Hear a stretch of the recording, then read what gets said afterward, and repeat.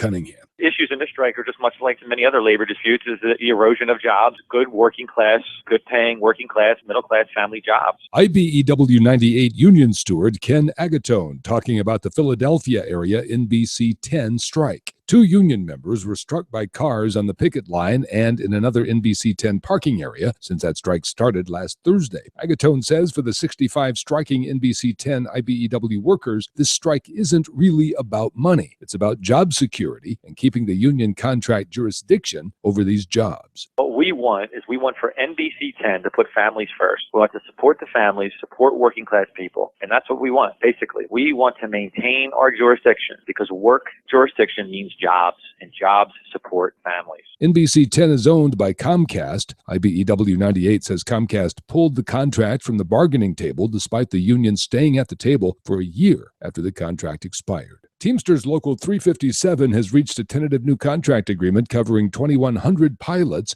at Republic Airways. The union says the pact provides overall industry-leading pay, job protections, and work rules. Captain Jim Clark, Teamsters Local 357 president, says the local's executive board is recommending that members ratify the contract. Ratification voting is expected to wrap up in late October. Europe is dealing with a massive refugee crisis as people flee warfare and ISIS in Syria. From Paris, WIN's Frank Emspak offers these comments on the massive human displacement unfolding in the Middle East. European countries face a tidal wave of displaced persons. Almost 2 million people are on the move towards Europe, displaced by wars in Iraq and Syria. There is no system in place to deal with this huge influx of people. For example, it took 1 week of tense negotiations for the European community to work out a deal to place 160,000 people. Europe has the wealth to accept hundreds of thousands. For example, companies involved in various security operations are receiving much more than is being spent on receiving displaced persons. The enemy is the austerity programs of Germany, France, and others, which drive down the standard of living of working people. As conservative leaders insist on cuts to social welfare, they are setting up a scenario that will inevitably lead to resentments, opposition, and a growth of right-wing xenophobia. The massive movement of peoples displaced by the wars in the Middle East has the potential to upend labor markets and destabilize the existing system of European government. Workers Independent News is brought to you by the American Federation of Teachers and its 1.6 million members working to reclaim the promise of public education, health care, and public services for our students, their families, and our communities. More information online at aft.org. You've been listening to WIN, Workers Independent News. For more information, visit laborradio.org. It's time for the Rick Smith Show. I want you to get up now. I want all of you to get up out of your chairs. I want you to get up right now and go to the window, open it, and stick your head out and yell, "I'm as mad as hell, and I'm not going to take this anymore!" I don't want to abolish government. I simply want to reduce it to the size where I could drag it into the bathroom and drown in the bathtub. You bet I cut the taxes at the top. How dare you? How dare you? Go ahead. Make my day. The Rick Smith Show starts now.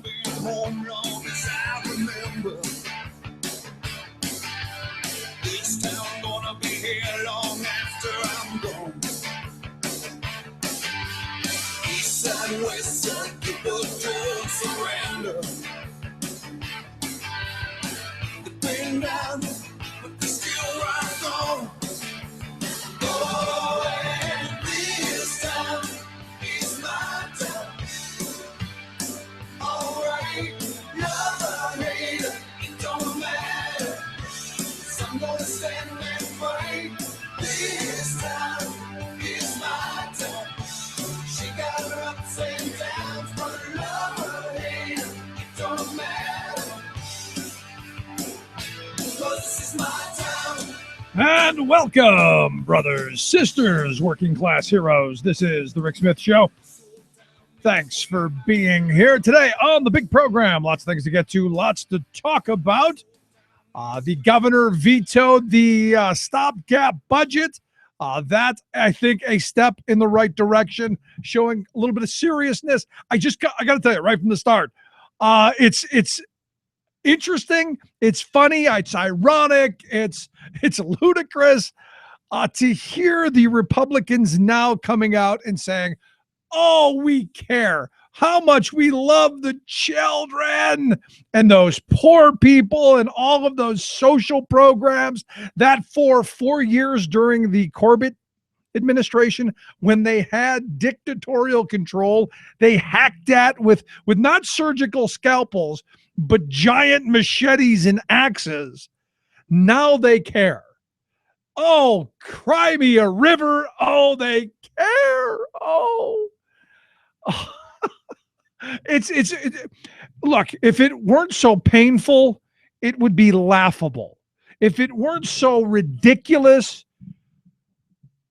I think I could joke about it. But when I hear people like Stephen Bloom going, oh, we care about the nonprofits who are struggling, even though 4 budgets he voted for whacked at those nonprofits, destroyed social spending, destroyed the social safety net, went after the general assistance budget, kicked people off of health care. No, but now we care. It must be the Pope. It must be the Pope. That's simple. That's all I can think of. Pope came to town. Now they have a conscience. Now they care about the poor. Very bizarre.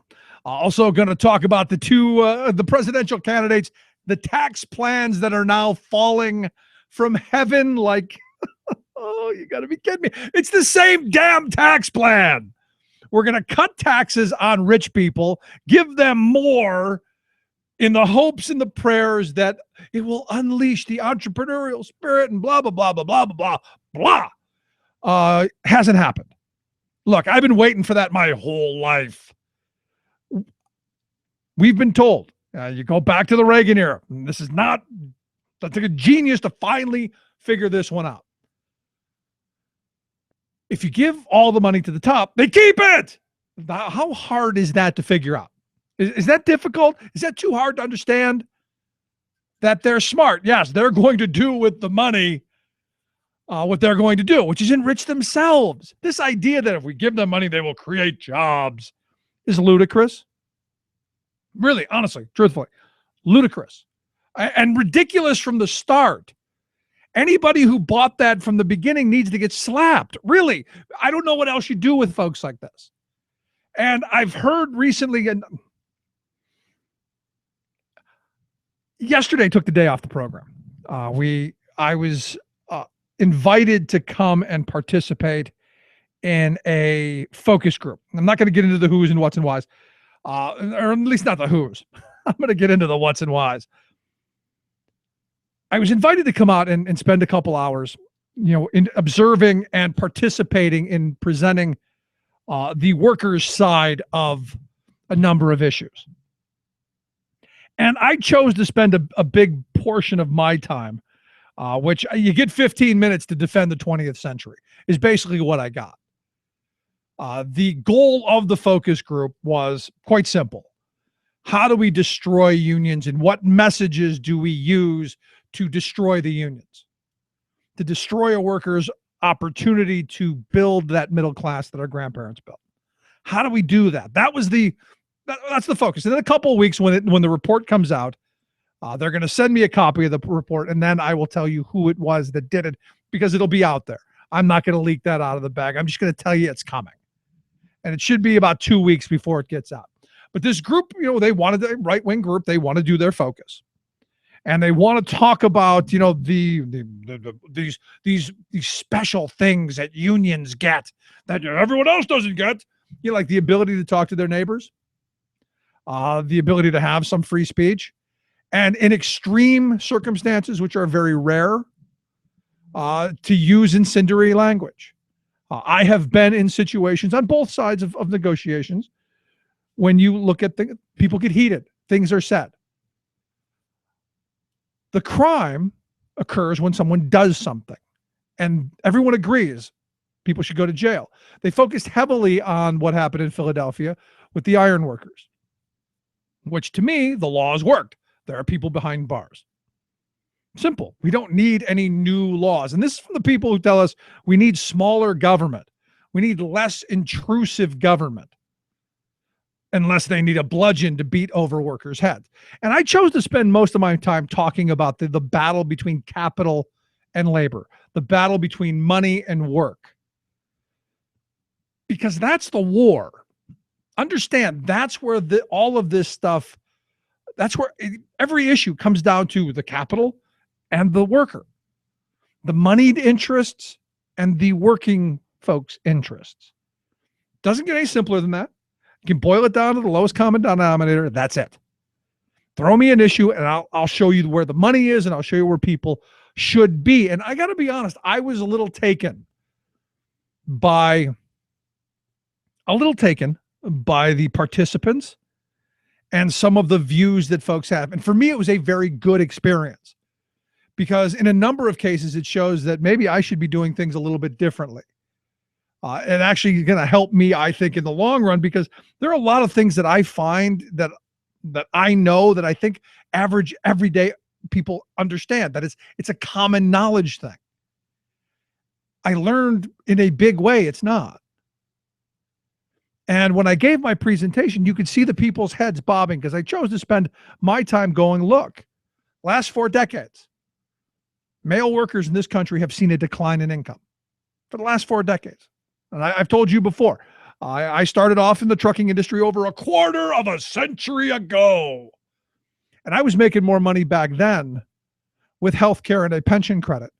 I was making more money dollar for dollar, no gimmicks, no adjusted for this, that, or the other thing. I was making more money then than someone starting that exact job today. And why is that? And it comes down to the bargaining power of workers. Back then, the LTL trucking industry was about 85% unionized. Today, well, about 15%. Completely the other end of the spectrum. What happens? The wages fall. Benefits go away. There's no health care, no pension for someone who starts off as a casual working in the freight industry today. Good luck. So, I went through a couple of positions. You go, look, the reality is the wages are declining. Why is that? How is that bargaining power? And when did it happen? Well, it happened in the middle 70s when the decoupling of productivity and wage growth was broken. And you can see the last 40 years, bang, flat line, dead. Wages, dead. Raises, non-existent. Productivity still going up at quite a healthy pace. And, you've seen these graphs before. If the minimum wage had simply kept up with productivity, the minimum wage would be somewhere around $21 an hour. But, we can't afford that. Yes, we can. And what shocked me, what surprised me, what's troubling to me is on every issue, the people in this room that were being spoken to and asked for their opinion all had the same default, which is we've been sold this line of goods. We're broke. We don't have any money. We can't afford it. Those are luxuries of the past. That scares the hell out of me. Honestly, this idea that the richest country on earth cannot have pensions for workers, really? We can't have a livable minimum wage, really? And yet, almost to the person in that room, they were of the default that, those were luxuries of the past. And one guy, I hate to say it, actually a union guy, said, I'm just grateful I got my defined pension benefits. I got my pension, sorry for the guy behind us, but I got mine. And sadly, that's how we have been trained for the last 40, 50 years. Hooray for me, the heck with everyone else. Without thinking that, we are kind of all in this together. We kind of all are, in this gig. And yet, interestingly enough, they're okay with destroying those things. And this is what's kind of frustrating to me because, as I'm talking big picture, they're focusing on the most minute of things. And this is where, you need to have that. Have you ever heard the phrase, see the elephant? Where, they want you to focus on the elephant's tail or wherever, and that's all you know, but you're not seeing the whole picture. This is what these folks were asked to do. And as I tried to explain to them, what they're being tasked to do, they're going to be the people who decide whether the pendulum swings further in the favor of capital and wealth, or if you're going to see a correction and it come back somewhat towards workers, to themselves. And interestingly enough, and this is where I'm concerned that the messaging has been lost for a generation. This is where I'm concerned that maybe things have to get so much worse. Maybe incomes have to fall so far that we have that chaos that comes out of desperation. I hope not. I hope that's not the case. But in every instance, the entire field moved toward or appeared to, and we'll see the numbers when they come out, but appeared to be in agreement to the anti-worker side of things. That scares me. But we're going to talk about this because I find it fascinating. I find the whole exercise fascinating. I got a couple of things that I want to touch on throughout the day, but we've got lots to get to. Love to hear your thoughts, your questions, your comments. You can email me, rick@thericksmithshow.com, or give us a call, 1-888-520-RICK. That's 1-888-520-7425. Quick break, right back with Ian Millhiser to talk about 10 years of the Roberts Court. Say it isn't so.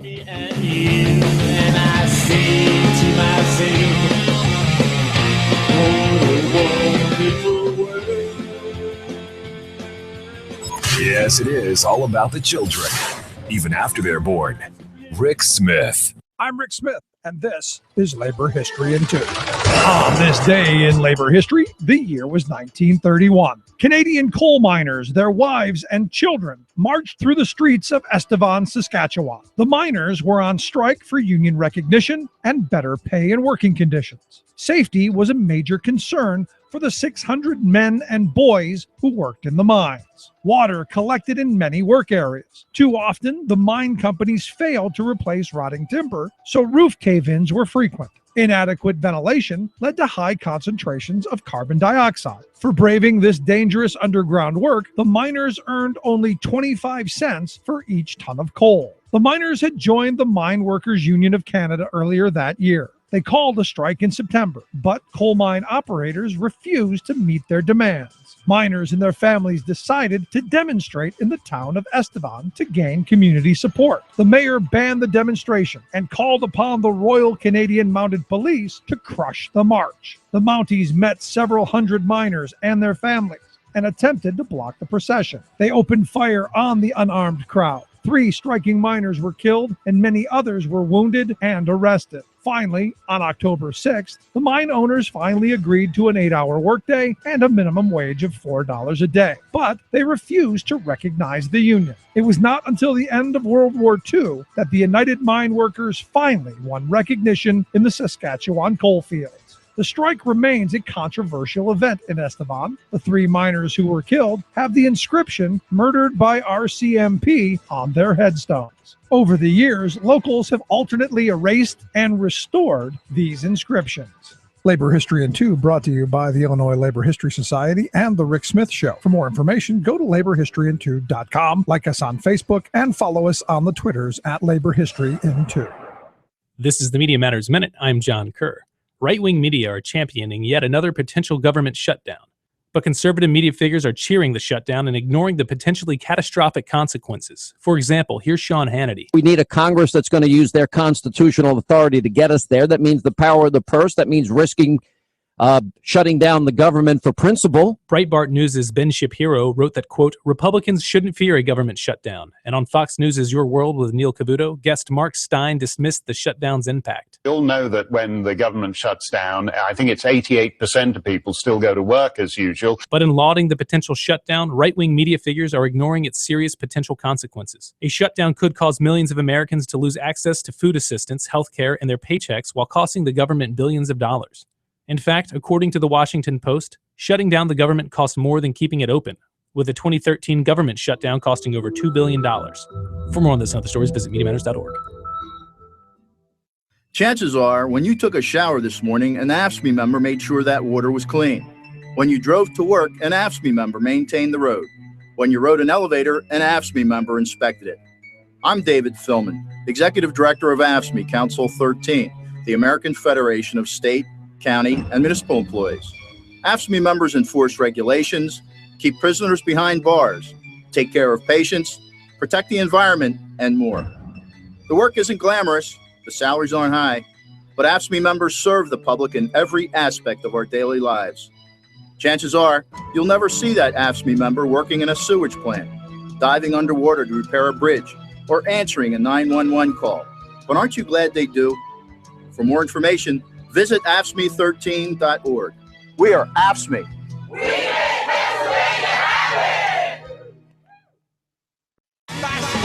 Remembering that united we bargain, divided we beg.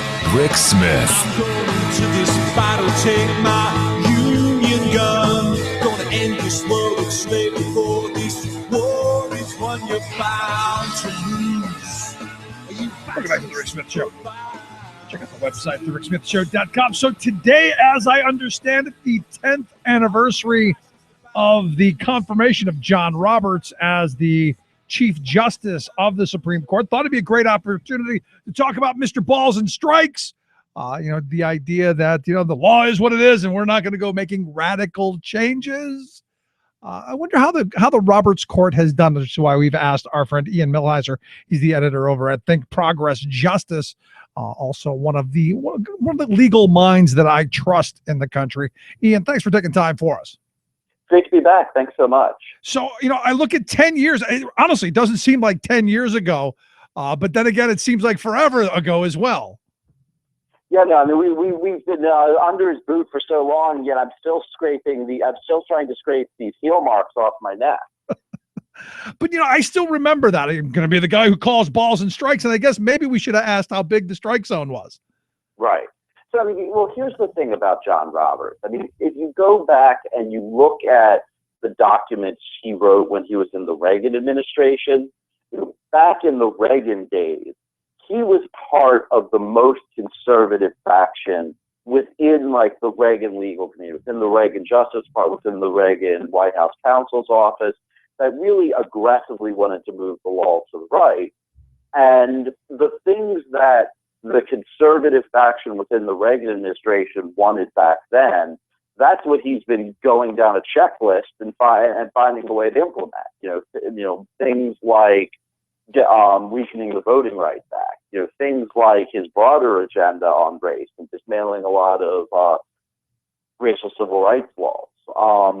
What makes Roberts different than the conservatives that you're starting to see emerge now from the Republican Party is that his views are still what they were in the Reagan administration. So a lot of these new ideas that conservatives have had that, if Barack Obama does it, then it must be unconstitutional.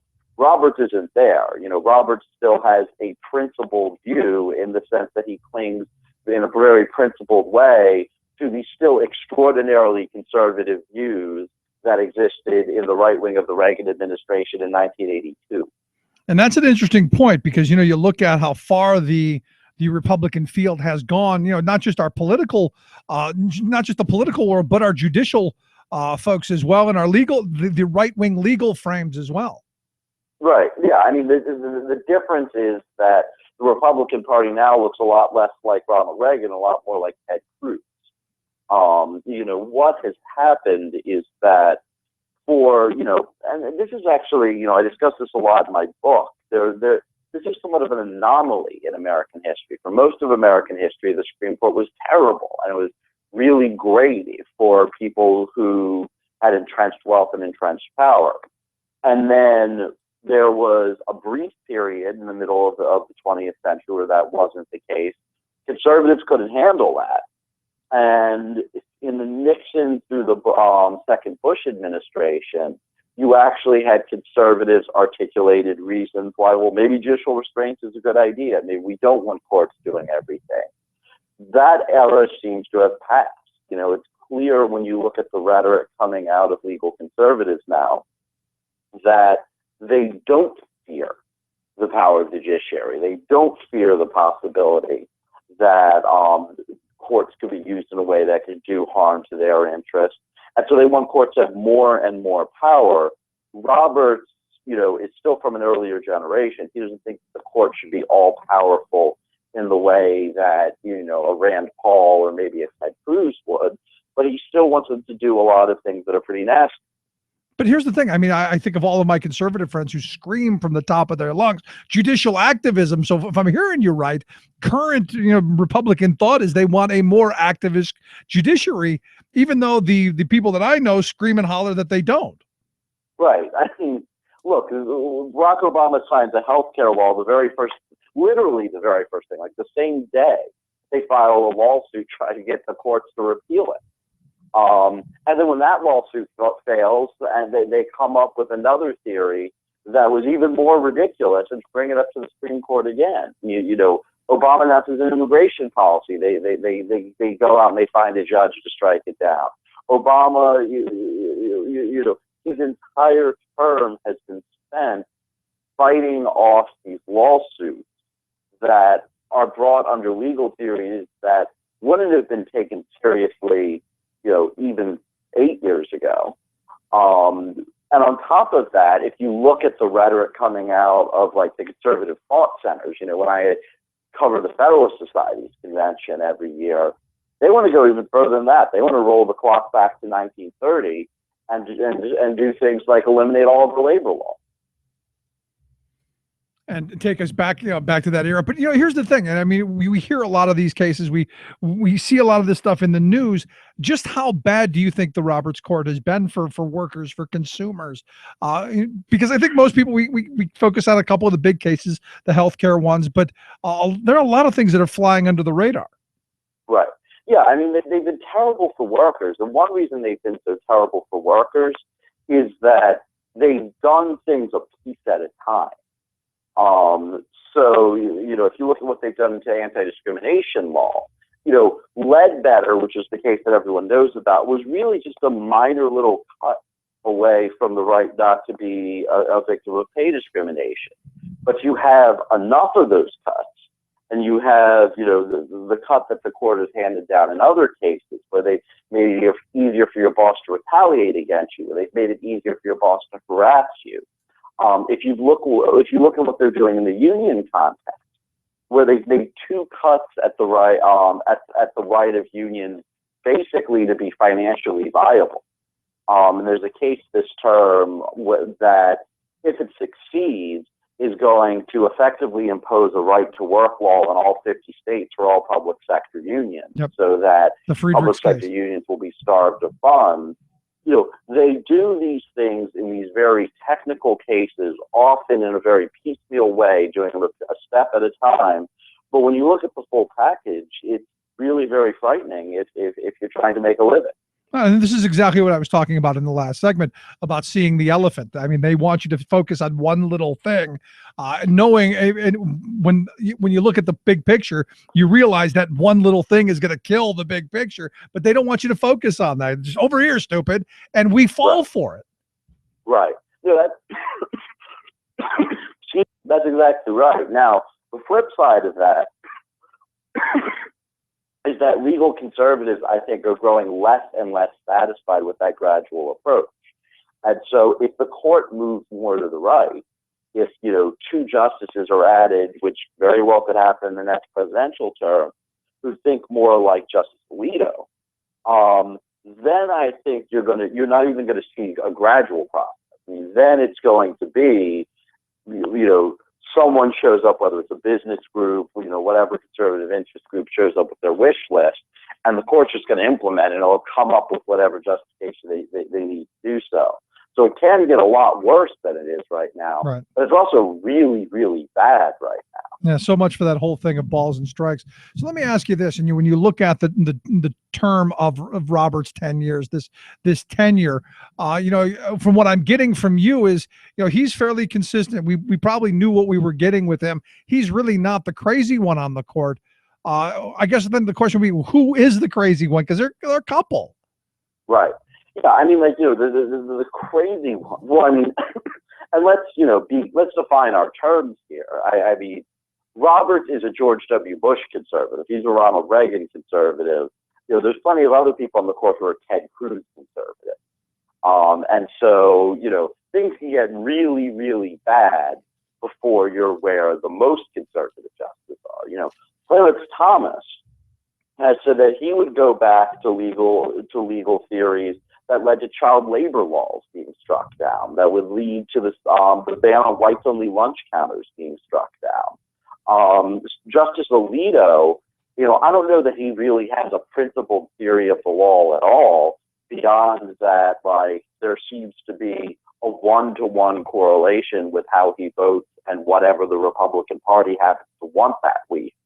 So, there are justices on the Supreme Court who want to do things that are really shocking. And bear in mind that right now there are 4 justices on the Supreme Court who will be in their 80s in the next presidential term. Yep. So there's a decent chance that the next president is going to appoint almost a majority of the court. And when you add some of the people like Thomas or Alito who are already there, suddenly it looks like you have a majority to do some really terrifying things. That is terrifying. But, one of the frames that I have of the court is they have been very friendly to corporate special interests and really hostile to working interests. And, to me, it's that back and forth of our political system that I think elections do have consequences. And this is another one of those consequences. Yeah, that's exactly right. Although, the flip side of that is that there really isn't much consistency to the consequences elections have. Well, let me put it a different way. I agree that elections should have consequences. And what that means is that a president I don't like gets elected in 2016, they should get 4 years where they get to govern. But if in 2020 we decide to reject that president's policies, then that next president should get to govern for the next 4 years.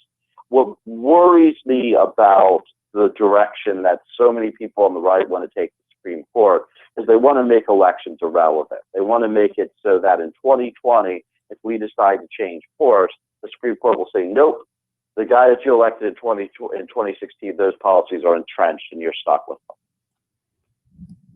Scary times ahead, and I look at this next year, to me, the big case, in my world, the Friedrich case that we talked a moment about, I think most people look at this court and already think it's a foregone conclusion. I'm curious your thought. Yeah, I mean, I don't know that it is a foregone conclusion, but it's very scary. So, in that case, the closest thing we had to a swing vote was Justice Scalia, who expressed reservations. Now, it is worth noting that Scalia, there was a case called Harris that was up a few years ago, which tried to do the same thing to nuke public sector unions. And they wound up limiting the scope of that case to home health care workers and not to all public sector unions. So it's possible that Scalia got spooked and he said, you know what, I'm willing to go this far but not farther, and maybe he'll maintain that line. I don't know if there's any certainty that that's going to be the case, though. Wow, that's betting on Scalia is a scary position for me. It is not where you want to be. No, not at all. Last line of questioning. As you look to the future of this, do you see Roberts moving any further to the right, or in your view, is he fairly locked in where he's at? I mean, I think Roberts is going to stay where he is. I mean, he stayed where he is throughout. It's just that where he is already very, very conservative. Yeah, not good stuff. But happy 10th anniversary, I guess. Yeah, the happy 10. Ian, I appreciate you taking time for us. Thanks so much. All right, thanks, Rick. Great talking with you. Let's take a quick break. Back with your thoughts. 1-888-520-RICK. 1-888-520-7425. This is The Rick Smith Show. We're working people. Come to talk. They made their future plans. They saw that food was everything to man. Maybe then they had a thought to help the poorest folks, but it only brought more money to their hands. And the poor keep getting poorer. People turn away, not able to admit the way they planned. It's taking all the soul away from everything they grew, and they can't have the legs on which to stand. uncovering the con and conservatism. Rick Smith. I'm convinced that we can make a difference. I'm sure. Pope Francis delivers morality and climate change at the White House and in historic address to Congress. 11 House Republicans call for climate action. Fortune 500 companies pledge to go 100% renewable. Plus, it is imperative that we look at the Keystone Pipeline as what I believe it is. Better late than never. Hillary Clinton finally announces her position on the Keystone XL pipeline. All of those positions and more straight ahead. From BradBlog.com, I'm Brad Friedman. And I'm Desi Doyen. Stand by for 6 minutes of independent green news, politics, analysis, and snarky comment. What the pontiff is asking is for all of us to change our position on carbon emissions, which is surprising because for years, the church has had a clear emissionary position. This is your Green News Report. This is a bold step forward for my church, and as a Catholic, I couldn't be prouder, except, of course, for all the things I'm ashamed of.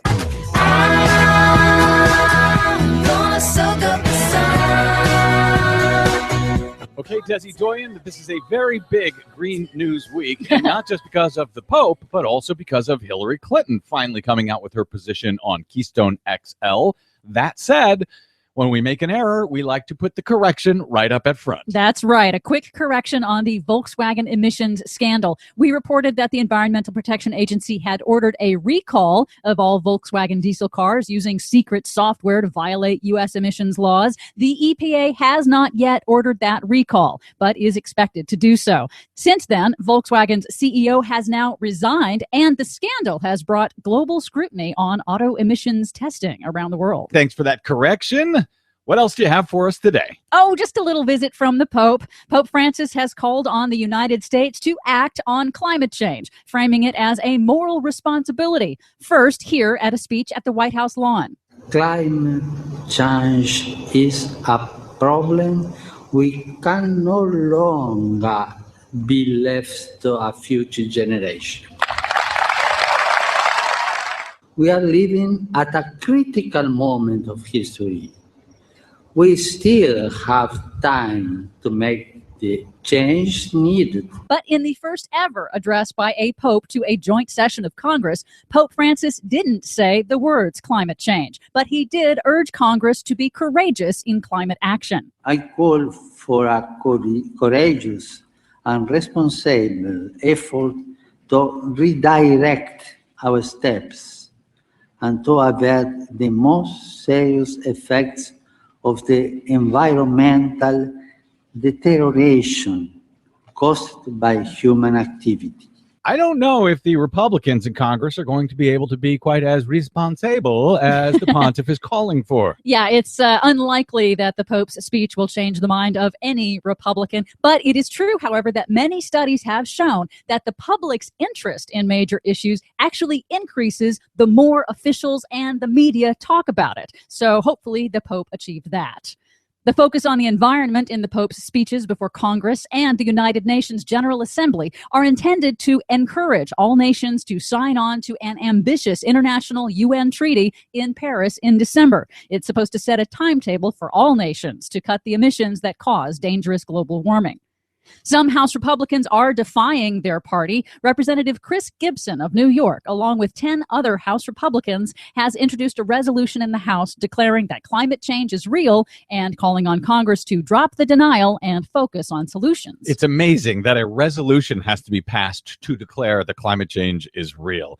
What next? It is the sense of the Senate that water is wet? I mean, come on. In conjunction with the Pope's visit, 9 massive Fortune 500 companies have pledged to get 100% of their electricity from renewable sources. Well, that's cool. Huge companies like Walmart, Starbucks, Nike, Johnson & Johnson, Procter & Gamble, they've all signed on to RE100. It's Renewable Energy 100. It's a program intended to show that big business supports a UN climate agreement. Walmart is going to get 100% of its energy from renewable sources? That's what they said. Not bad. Finally, the day that the Pope arrived in the U.S., 2016 Democratic presidential candidate Hillary Clinton finally came out with her position on the controversial Keystone XL pipeline. She's against it. It is imperative that we look at the Keystone Pipeline as what I believe it is, a distraction from the important work we have to do to combat climate change.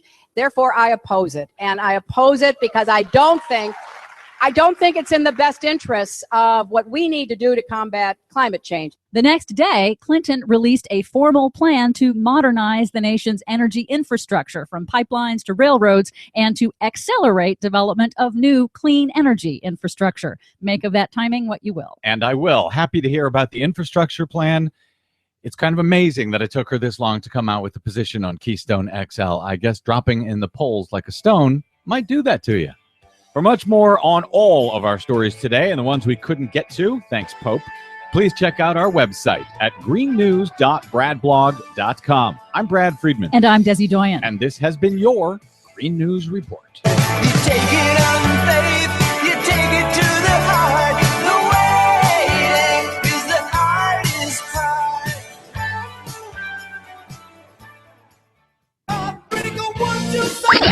The Rick Smith Show, changing America for the better. What does it take to stay by my side? You know I'm doing what you want me to. Welcome back to the Rick Smith Show. Check out the website, thericksmithshow.com.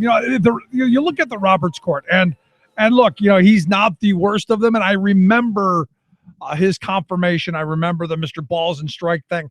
I also remember when Bush wanted to put up his friend Harriet Miers. I was actually a supporter of letting Harriet on the court.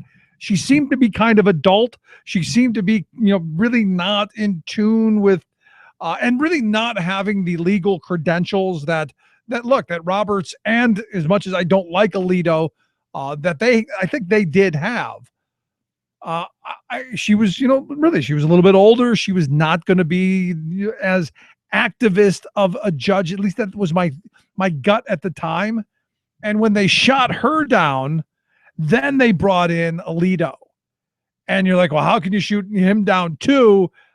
And he got in. And I tell you, that's one of those scary moments in our country's history where, we have seen some really crazy anti-worker decisions. And I think, as Ian pointed out, look, the court had always been on the side of the wealth class, and now we're getting back to that. We're getting back to the judicial activism and using that as a weapon to bludgeon organizing. And really this whole push to make it illegal, and well, not yet illegal, but extremely difficult for workers to organize, extremely difficult to pursue collective bargain, and ultimately part of the wealth that they create. And one of the things I gave out during the focus group presentation I had was the amount of wealth that the top 10% get when union density goes down. And it showed, this graph shows the how much the top 10% pocket, and then what union density was. And you see this giant gap, earlier in the 20s, and then they come together right after the passage of the Wagner Act, because people organize and they say, look, we want some of the profit that our work creates. And then you have that industrial piece. You have that giant, growing, burgeoning middle class of the wealthiest middle class in the history of civilization.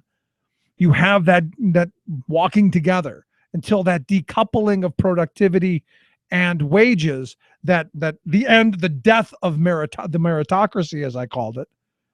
And now you're seeing again the wealth pulling apart from the workers. And what's frustrating to me is, where do you begin to fight back now after a war of 40 plus years by the wealth class, a well-funded war against workers? How do you fight back against that? That's the interesting part to me. And, because we've been raised with those right-wing anti-worker, anti-government frames. The one thing that caught my attention is everybody in that room, in this focus group, they also, government's corrupt. Because we've been trained, government bad, private good. And that to me is one of those moments where you go, kind of scary stuff. Just one of those head shaking moments. Anyway, if you've got any questions, comments, something on your mind, you can email me, Rick at thericksmithshow I'm going to take a quick break. When we come back, to find out what's going on in Washington, D.C. and around the world. Quick break, right back after this. Stick around. You're listening to The Rick Smith Show.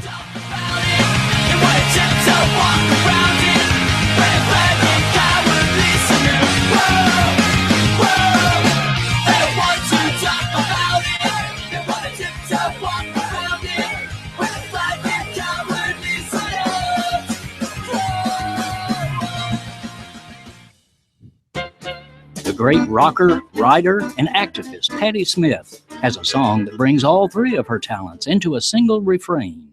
People have the power to dream, to rule, to wrestle the world from fools. For people power to be more than a cliche shouted out at rallies, it has to do something, such as dream, wrestle, and rule. That pretty well defines the remarkable grassroots group of people power doers who've come together under the principal banner of Iowa Citizens for Community Improvement.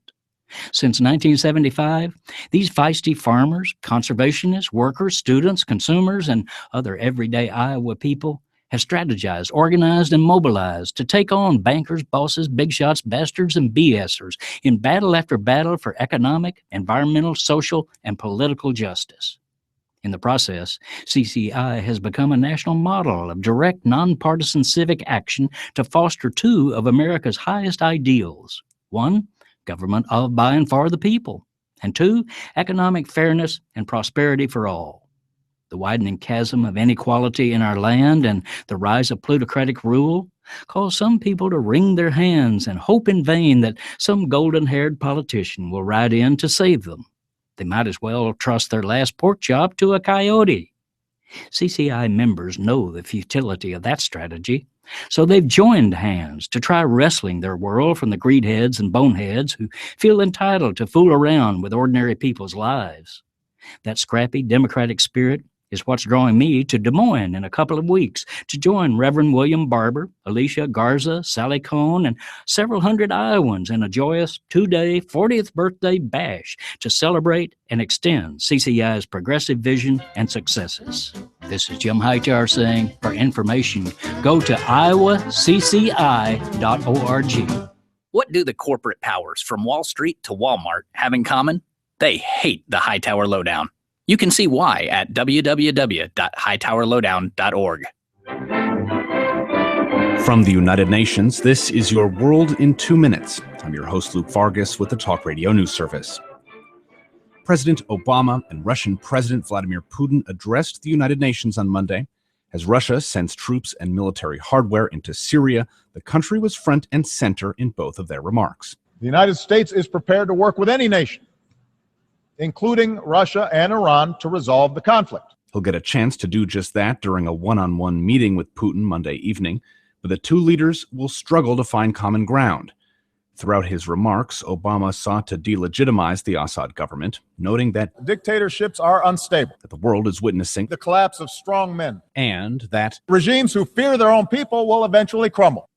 Putin, meanwhile, proved to be a steadfast ally of Assad, and with permission to intervene in Syria, he invited Obama and the rest of the world to join a new coalition to fight the Islamic State. Similar to the anti-Hitler coalition, it could unite a broad range of forces that are resolutely resisting those who, just like the Nazis, sow evil and hatred of humankind. Putin didn't just tout his coalition, he undercut current U.S. efforts. He slammed the U.S. for training moderate rebels, who he claimed have defected to fight alongside the Islamic State. He highlighted the difficulties Washington has had in securing the backing of Saudi Arabia and other Gulf states. He praised the Kurds in a way Washington can't, given its ties to Turkey, and he said the world should take out foreign fighters in Syria instead of letting them return home. It's a gamble that while the American public may despise Assad, a growing crowd would prefer to see direct threats to the U.S. dealt with first, and then worry about toppling faraway regimes. For more global news headlines, visit talkradionews.com. It was this past weekend. It was fantastic. Would you dive 14 feet deep in the Susquehanna to keep a bridge safe? Would you spend night after night with prisoners to keep your community safe? Would you spend Christmas Eve plowing snow to keep roads safe? AFSCME members do. Men and women who choose to serve in public service. Mine inspectors, 911 dispatchers, healthcare workers, parole agents. You may not think about them, but no, they're all thinking about you. This message brought to you by Ask Me Council 13. The most important issues of the day. This is the Rick Smith Show.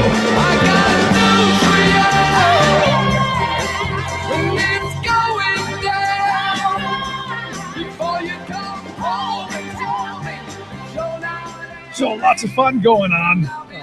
The jockeying to replace Boehner and all down the line now taking place. Trey Gowdy's name being thrown around for majority leader. And look, when you're the guy who is leading up the Benghazi hearings, maybe you get a little bone thrown to you. And as ABC News pointed out today, as of just yesterday, this House Select Committee on Benghazi been active for 72 weeks, the longest of any one of these select committees since Watergate, and now surpassing Watergate. So good stuff. Yay, big fun. Anyway, let's find out what's going on in Washington, D.C. and around the world. Ellen Ratner. Ellen, thanks for taking time for us.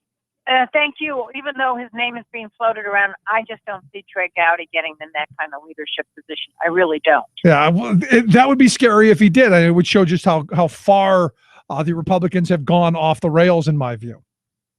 Well, he's certainly not somebody I think that they're going to put for a leadership position. Although, actually, I've talked to some Democrats who respect his legal abilities very much and say he's been reasonably fair for a Republican. However, I love the qualifier there at the end. yes,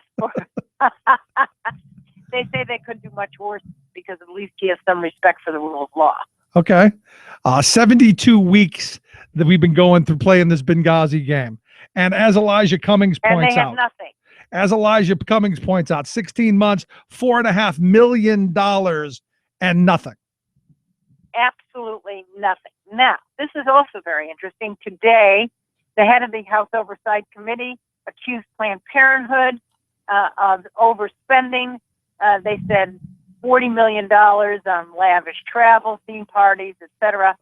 But then they got to travel costs and blowout parties, and then that went down to $622,000.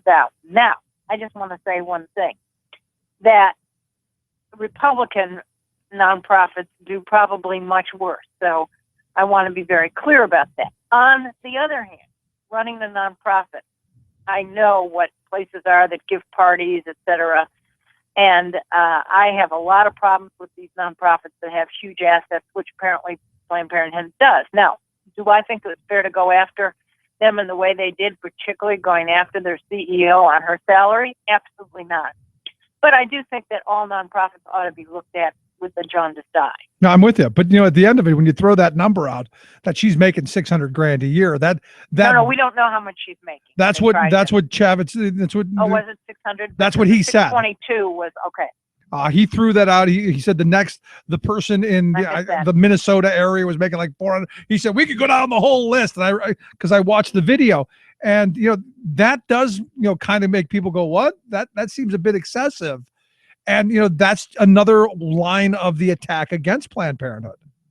Well, that's true. And unfortunately, what they really need to do is to take a much better look at some of the line items. And those are reasonable to object to. But the problem is they're throwing the whole baby in with the bathwater. Yep. And they are not making clear what their real objection is. No, I mean, this is what they do masterfully. And this is what I've been talking about all day today, because yesterday I took the day to go participate in a focus group. I was presenting the labor side of certain issues in front of a focus group. And it's exactly what the moderator did with these folks who participated in giving their opinion. He showed them a little sliver. And then they're all in for throwing the whole baby, the bathwater, the bucket, everything out, because of the one little thing that he showed them. And I kept saying, you got to see the elephant. You can't just look at the giant gaping hole in back.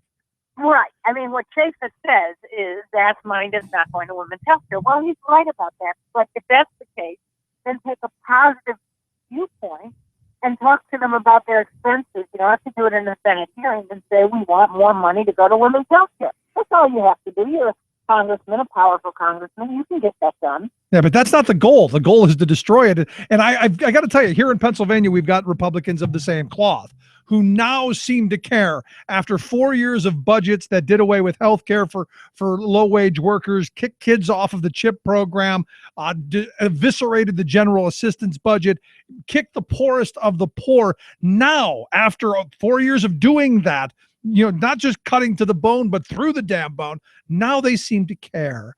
And they care that the governor has vetoed their temporary spending bill because they really care about the children and the poor. They've found their consciences. Maybe it's because the Pope was here. I don't know.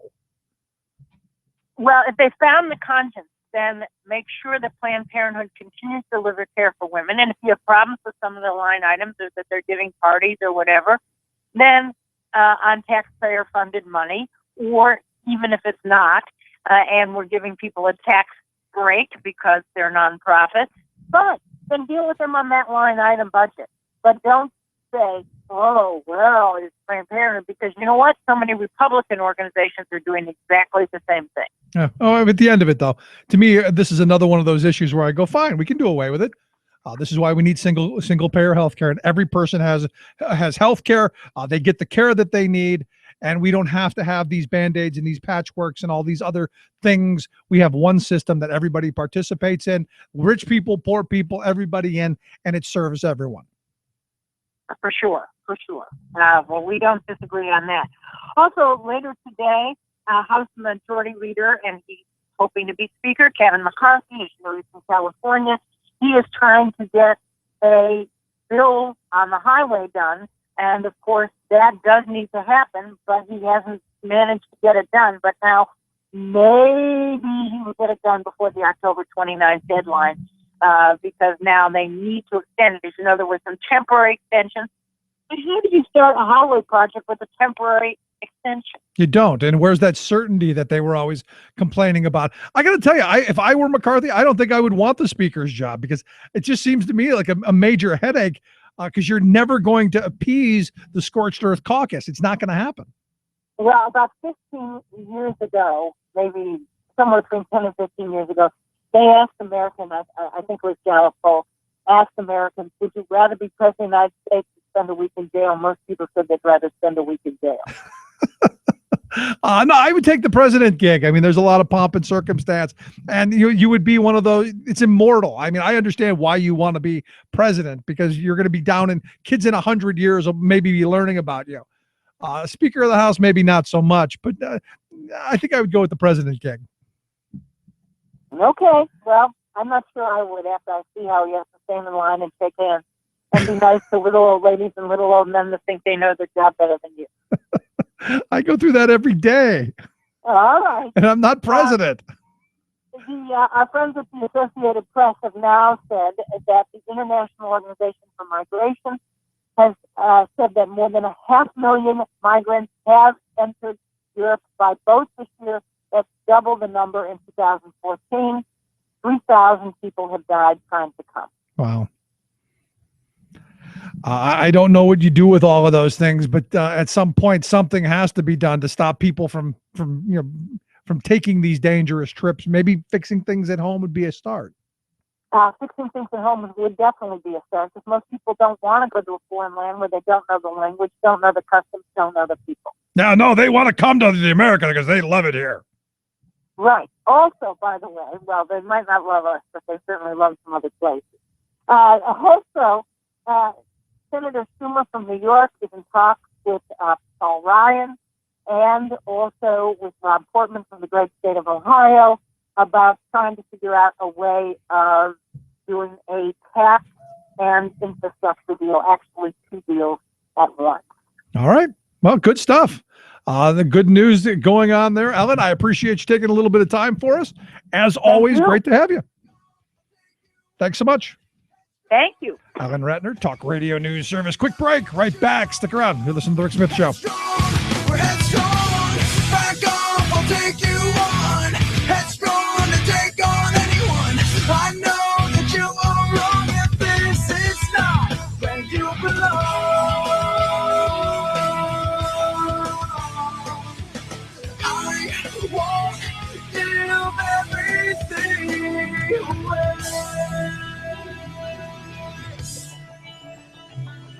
listening to The Rick Smith Show. For more information, go to thericksmithshow.com. If you've missed any portion of the program, you can download the podcast at thericksmithshow.com.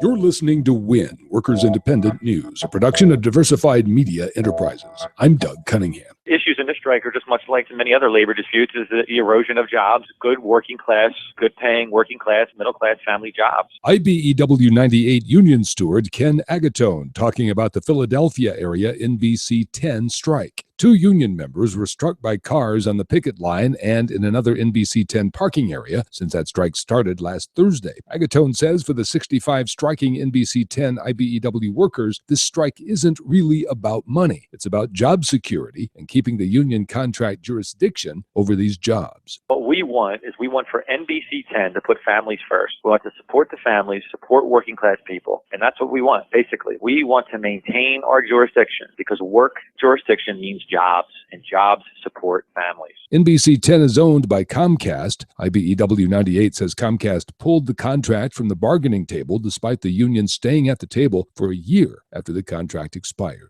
Teamsters Local 357 has reached a tentative new contract agreement covering 2,100 pilots at Republic Airways. The union says the pact provides overall industry-leading pay, job protections, and work rules. Captain Jim Clark, Teamsters Local 357 president, says the local's executive board is recommending that members ratify the contract. Ratification voting is expected to wrap up in late October. Europe is dealing with a massive refugee crisis as people flee warfare and ISIS in Syria. From Paris, WIN's Frank Emspak offers these comments on the massive human displacement unfolding in the Middle East. European countries face a tidal wave of displaced persons. Almost 2 million people are on the move towards Europe, displaced by wars in Iraq and Syria. There is no system in place to deal with this huge influx of people. For example, it took 1 week of tense negotiations for the European community to work out a deal to place 160,000 people. Europe has the wealth to accept hundreds of thousands. For example, companies involved in various security operations are receiving much more than is being spent on receiving displaced persons. The enemy is the austerity programs of Germany, France, and others, which drive down the standard of living of working people. As conservative leaders insist on cuts to social welfare, they are setting up a scenario that will inevitably lead to resentments, opposition, and a growth of right-wing xenophobia. The massive movement of peoples displaced by the wars in the Middle East has the potential to upend labor markets and destabilize the existing system of European government. Workers Independent News is brought to you by the American Federation of Teachers and its 1.6 million members working to reclaim the promise of public education, health care, and public services for our students, their families, and our communities. More information online at aft.org.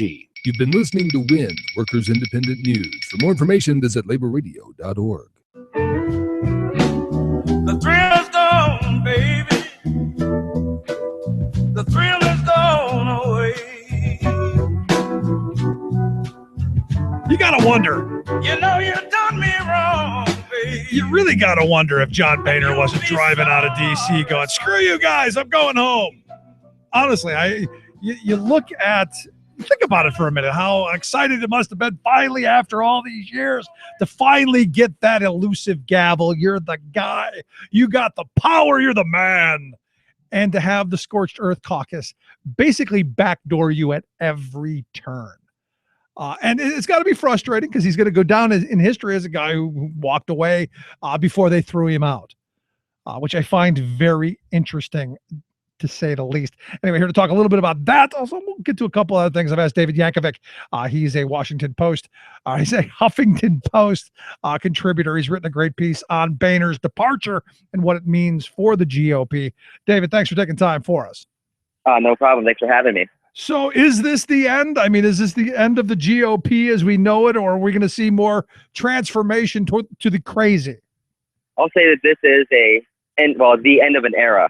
I don't think the GOP ever is going to completely go away, but I definitely think that we're seeing a radical takeover, and this radical takeover is only getting worse and worse. And with Boehner out now, you're going to see the pie fight. And for those of us who sit in chairs like I do, behind a microphone, that's going to be entertaining to watch just how crazy this is going to get. But sadly, as a citizen, as a taxpayer, as someone who wants to see a functional government, that's not going to happen for a very long time.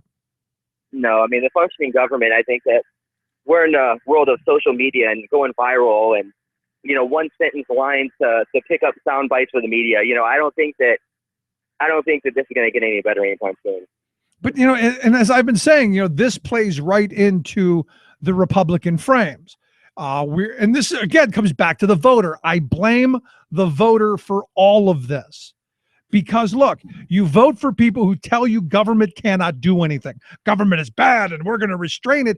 And then you wonder why it doesn't work, because you've put a person in there who's told you he doesn't believe in it and he's going to break it. And that's what we've been doing for the last at least 30 years, in my view. Yeah, I mean, you have Ted Cruz as a prime example of that. A lot of the Republican leadership. Actually, the other day I was watching on C-SPAN.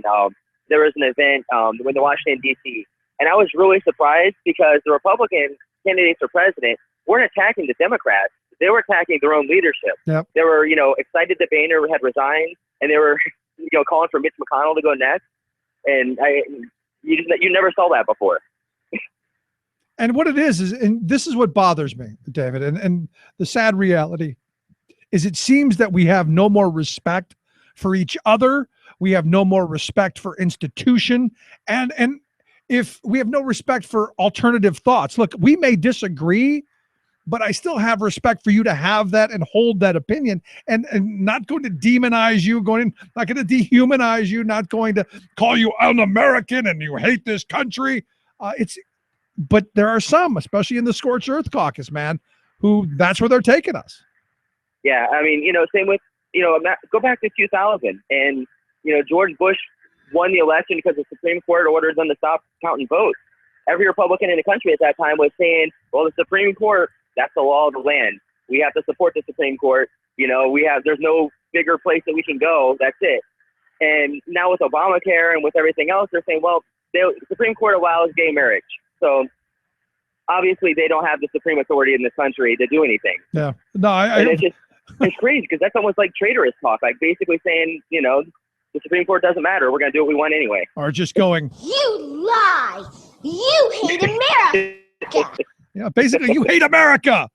But I look at this stuff and what is it about us that likes this pie fight? I mean, at some point, we the voters have to make these choices.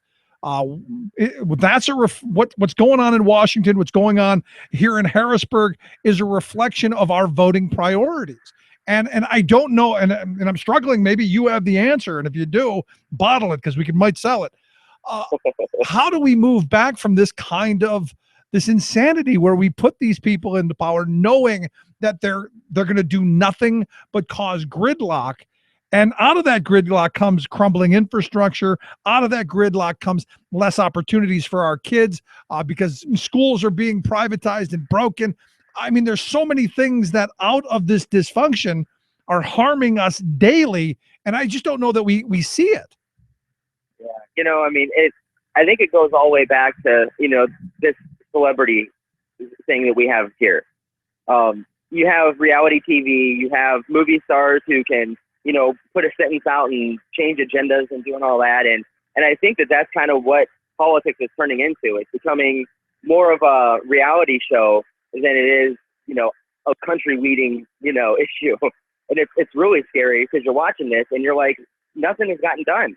Everything is bad. And, you're still going out there and you're saying you're going to stop the government. The government stopped. You did it. Congratulations. You stopped the government.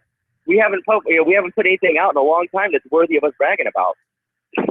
Yeah. And that's frustrating and angering to me, to be honest. Well, just like, the other day, Mars, they came out with them yesterday saying that there's, water on Mars and, and finding out you have a whole political party who's saying that's fake. that didn't really happen. That's an agenda for the left wing to, get space funding. It's like really like this is scientific evidence coming from one of the premier places in the history of our world, saying that they found life, or not found life, but they found water on this planet.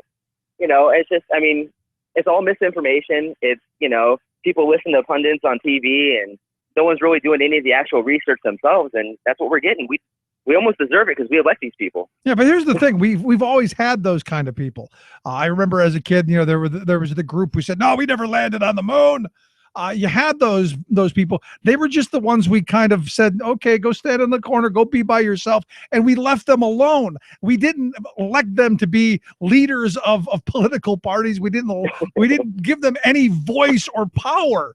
And it seems today all of those crazy, cranky views, get off my lawn kind of people are running things, and that scares me. Yeah, me too.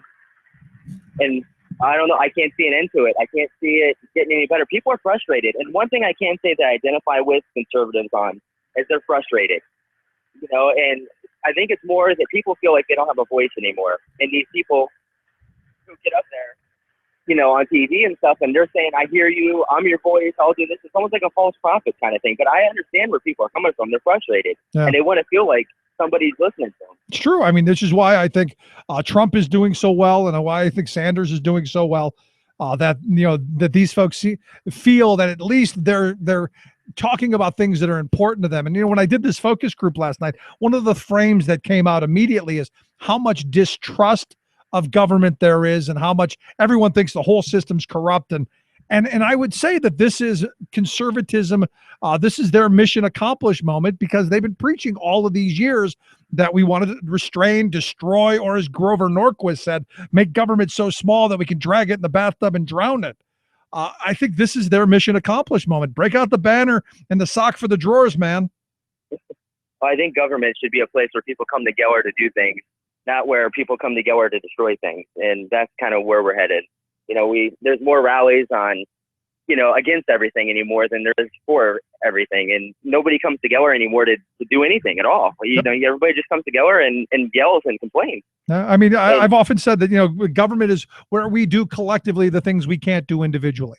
I don't know many people who can pave a road or educate a society or go to the moon for that matter. But I don't know that we can do great things anymore, given the political climate. And it seems to me, and you've written a great piece on this as well, that everything now we've bought into this, everything has to be privatized. And again, I go back to, this is the Republican mantra. This is the wealth class's wish list to take back all of that was ours for themselves. And you wrote a great piece on privatized prisons, which, for years I've been saying is a dumb idea, because then it just becomes about profits, which is kind of where we're at. It's an occupancy issue. They need people to fill the walls up, and they're finding them wherever they can. Heads in beds, man. If you have a victimless crime, if you have a crime that didn't hurt anybody, and whatever, even stuff, like say you get caught with drugs, and you didn't hurt anybody, you didn't do anything. Some of these people are getting 15, 20 years in private prison, and then when you get out, you have to pay all the restitution for everything you did. And for years and years and years. And if you miss one payment, and it comes on a day. So like say the 29th is your payment day. That's the only day of the month you can pay it. If you pay it on the 30th or if you pay it on the 28th, it doesn't count for you. And then you miss it. Then they take your driver's license. And then you got to pay $500 to get the license back. And just, it's a never ending cycle. And the more I researched this, the more I was like, oh my goodness, like people really are getting hosed on every level. Every time anything goes private like that, it's never a good thing. And I hate saying it, because there's a lot of companies out there that are trying to do the right thing, but justice and things like that, that should be the state. It doesn't, like I said in the article, I don't know if you can hear that in the background. It's storming pretty good here. Wow. But that was pretty impressive. I don't know if you saw in the article, but at the end of it, I said, it doesn't say, big corporation versus your name. It says the state of Florida or the state of Pennsylvania versus your name. And that's not private. If they send you somewhere that's private, then, it's inviting corruption. It is. But at the end of it, it's not about rehabilitation anymore. It's about retribution, and it's about profit. And you look at some of these contracts that mandate that if the state enters into one of these privatized systems, that they have to have a certain percentage of heads in beds, or they're going to make up the difference, which is just mind-blowing to me. To go, well, okay, hold on. I'm going to sign a contract with you that says you're going to have 98% occupancy, which means I got to go out and find criminals to put in your jails, or else I'm going to have to pay. And that's how a lot of these contracts are written. Yep. Show me a hotel in this country that wouldn't want a 98% occupancy rate. We should just put people in the Ritz-Carlton. They'd never commit another crime again. They'd never want to leave. And it'd be cheaper. I definitely agree. And, the private prison issue and really the privatization of just anything. Defense contractors are doing the same thing. I mean, it's inviting corruption. It's inviting, companies to take advantage of a contract. And when you have people who, I hate saying it like this, but it's almost like slavery. You get people in there and, they have to work and they have to do their thing when they're in jail. And then they get out and they never have to, they never get to stop paying. You're never done. And there's no you're a drug addict, here's some rehabilitation. If you're a drug addict, you're doing 15 years and you're getting out. You have no social skills, no education, no anything here. And you owe us all this money now. So good luck with life. We'll see you back in 6 months. Yeah, see you back in 6 months so we can, fill our occupancy again. But again, I go back to this, and what we've been sold, David, is this idea that everything private is good, everything public is bad, haven't we? I mean, at the end of the day, private corporation good, government bad. And we've been sold this, and I keep asking the question, show me something that we've privatized that actually did what it was supposed to. It gave us better service at cheaper rates and was a public good. Show me one thing. And it's been a decade now I've been asking that question and no takers. Well, I keep talking to everybody about this, is when we do something as a country together, we can achieve amazing, great things. We put a man on the moon. But now, if they went to Congress and they said we want to put a man on Mars in the next 10 years, like a Kennedy stood before Congress, or Obama did or whatever, they would say, well, that's a complete waste of money. We have wars going on here, there's people here, and it would never get done. But as a almost like a gauge of how a civilization is doing together, you can look at their accomplishments scientifically. Yep. I mean, if you look at the space race and you look at everything else throughout the time, whenever, something great happened, it was because something technological happened with it. And right now, we're just at a complete standstill. It's almost embarrassing that other countries are watching us. Well, what's embarrassing is we've got to go to the Russians when we want to get to our space station. Yeah. That's what's embarrassing. At the end of, and this is bad leadership on both sides. And sadly, you're right. I don't think we can do big things anymore. I remember taking a bus trip with a guy who had worked for NASA back during the space race era. He was an old guy, and he said, do you have any idea what came out of that space race? Yeah, we went to the moon. That was great. But all of the consumer goods and all of the products that private industry picked up and sold, not just Tang, but a whole bunch. He listed probably got to be 300 things. That's just microwaves, this, that, the other thing. And things that we never think of that came out of just that endeavor, all of the technology, all of the understanding, all of the research that we don't seem to be doing anymore. And private industry isn't going to do it because it's not profitable. That's what it comes down to. And, the economy and everything that we're on right now is all private everything. And, all I see is whenever something is public goes private, I always wait for the corruption to follow, and it always does.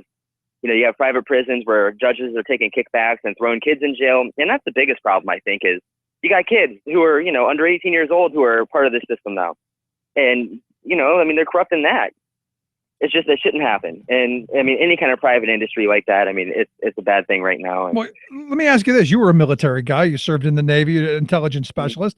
You look at the privatization that's gone on with our armed services. Has it gotten us a better military for cheaper rates? I don't know. I've had so many people in the military tell me, no, we've got a supply chain brought to us by the Halliburtons and the KBRs and the khakis and these contractor firms that, when things get bad, they disappear and no supply chain because we've privatized the supply chain.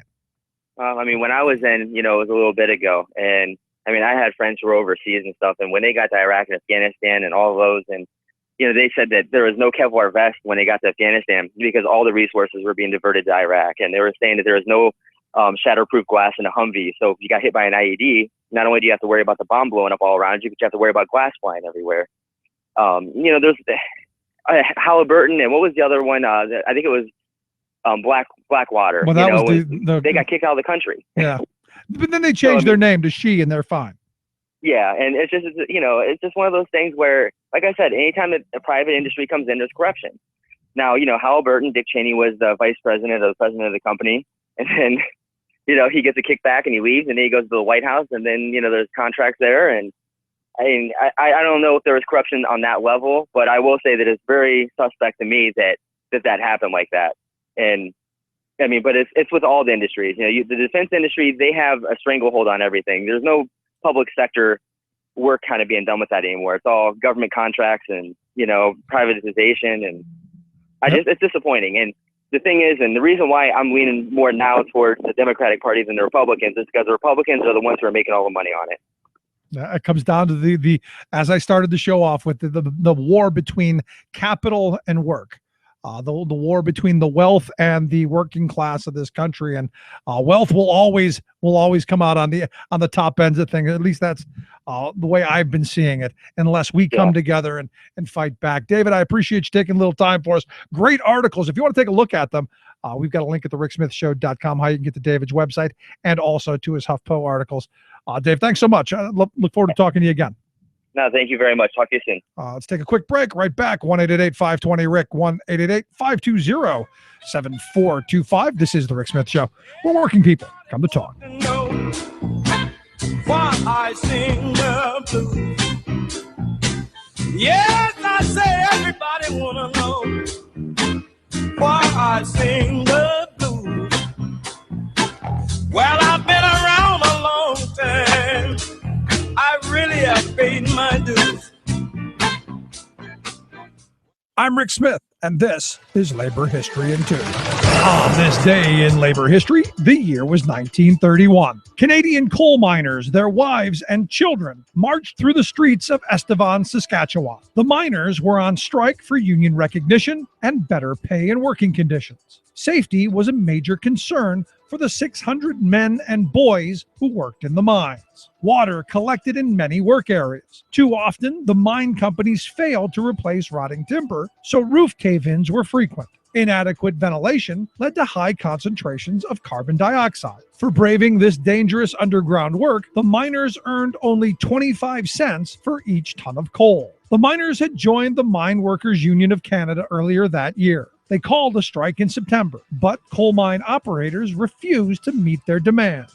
Miners and their families decided to demonstrate in the town of Estevan to gain community support. The mayor banned the demonstration and called upon the Royal Canadian Mounted Police to crush the march. The Mounties met several hundred miners and their families and attempted to block the procession. They opened fire on the unarmed crowd. 3 striking miners were killed and many others were wounded and arrested. Finally, on October 6th, the mine owners finally agreed to an 8-hour workday and a minimum wage of $4 a day, but they refused to recognize the union. It was not until the end of World War II that the United Mine Workers finally won recognition in the Saskatchewan coal fields. The strike remains a controversial event in Estevan. The 3 miners who were killed have the inscription "Murdered by RCMP" on their headstones. Over the years, these inscriptions. Labor History in 2 brought to you by the Illinois Labor History Society and The Rick Smith Show. For more information, go to laborhistoryin2.com, like us on Facebook, and follow us on the Twitters at Labor History in 2. Tales of American Political History with Clinton Porter Hackney. We're in a discussion about U.S. government shutdowns, what really goes on when they happen, and why it happens. In the last 40 years, the U.S. government has shut down 18 times, and it always sounds so dramatic and even scary on occasions. Yet up until the mid-90s, it had become so routine, politicians could hardly get us to listen. The first shutdown occurred in the Gerald Ford administration. There were then 5 shutdowns in the Carter administration, and not to be outdone, the Reagan administration oversaw a record 8 U.S. government shutdowns. There was one with Bush the Elder and 2 more under Bill Clinton. But the second one in Clinton's administration lasted 3 punishing weeks. That one had such a real impact that it has only happened once since, under Obama in September of 2013. Join us again for why this occurs and what really happens. This is Clinton Porter Hackney at cphackney.com. Chances are, when you took a shower this morning, an AFSCME member made sure that water was clean. When you drove to work, an AFSCME member maintained the road. When you rode an elevator, an AFSCME member inspected it. I'm David Philman, Executive Director of AFSCME Council 13, the American Federation of State, County, and Municipal Employees.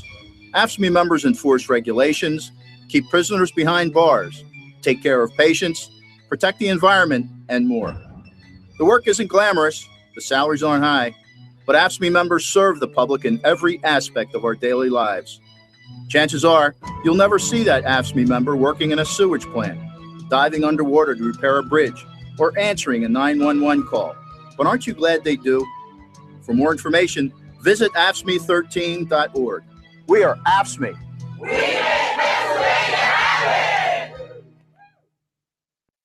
If you needed any reminder, today is a startling example of how broken Harrisburg is. This is really ridiculous. Senators Corman and Scarnati, Leader Reed, Speaker Turzai, they have just basically said today, we've just wasted 3 months. I have been here every day but one day since I was inaugurated in January. I have not taken any time off. We have wasted 3 months. They made it beyond clear through their inaction that they take the interests of special interests above the interests of school children and schools and Pennsylvania's future. That is absolutely unacceptable to me.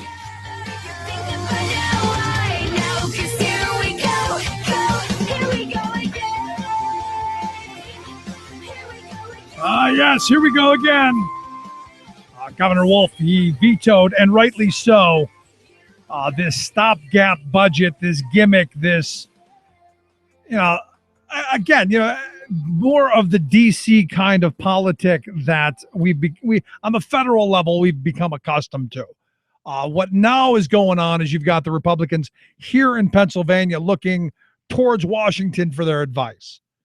Let's see how we can booger things up. Let's see how we can make this a one-term governor. Let's make sure we can, well, because you got, Corman, you got Scarnati, you got Wagner, you got Turzai, you got a bunch of the Republican leaders just licking their chops going, can't wait, I'm going to run for governor. And gonna, along the way, do everything that they can possibly do. Do everything they can possibly do to make this governor look bad. And what I find really just angering is you look at Corman and Scarnati's statement saying that the governor's holding these vital services that we care so deeply about. Oh, we care. Oh, we do about the poor and the downtrodden and those children. We care so much because they think we have amnesia, or they just think we're just playing freaking stupid. I'm not sure which. Amnesia or just, oh my God, they're dumb. Maybe a combination. Maybe they look at us and go, they're just dumb people who don't have a memory. That's probably it. I'm going to give them credit for at least having two thoughts at once. And that we're not going to remember the 4 Corbett years, that we're not going to remember those budgets, that this Commonwealth overwhelmingly unseated a sitting governor and replaced him with this governor that we've got now, who's saying, look, at the end of it, we need to fix no more gimmicks. We're going to do things right, which is where I give him credit. At some point, you've got to go, look, we don't bring in enough revenue. These are our priorities. This is what we want. You want education funding. You want this. You want that. We got to pay for it. You want roads that aren't crumbling. You want bridges that aren't going to collapse. We got to pay for that. There's no gimmickry. You got to pay for it. Big boys. Like I said back in March, big boy budget. Time to have a real conversation about the priorities and our spending. And the Republicans want to keep doing this sleight of hand. They want budgets with mirrors. And now they want us to believe that they care, which I find really very just ironic. The same thing on the national level. I mean, in DC, they want you to care that, we care about poor workers. We do. We care about the poor, and we do. We're not going to do anything to help them, except maybe put a boot across the back of their neck. But we care. So, I mean, to me, I watched the video of my representative, Stephen Bloom, basically in tears.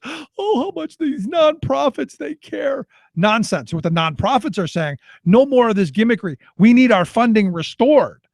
So I find it interesting and really disingenuous of the Republicans to say we care about these organizations and that these organizations are coming to us and pleading. And they're pleading with you to regain some sanity and fund what we need to have done. That's what they're doing. And what's interesting to me is last night when I went to the little focus group, the guy who was moderating it said, did you know that the Democrats and the Republicans agree on about 65% of everything there is? And the newspaper article said 70% of everything is right there and everyone's happy and they should just pass that. And everyone goes, oh, that's a good idea. Yeah, let's just pass that. And you go, well, then the other stuff never gets done. See, the stuff that you agree on is kind of what you go, to get this, you got to get that, right? Yeah. It's really fascinating to watch the lack of understanding of how these things work make its way through the general public. I'll tell you, just kind of, oops. I don't know. Just frustrating. Anyway, let's take a quick break. When we come back, we're going to talk a little bit about the tax plans of the Republican presidential candidates, the good, the bad, the ugly. Quick break, right back after this. Stick around. Listen to the Rick Smith Show. Who needs friends? Who needs friends with friends like you? Friends like you.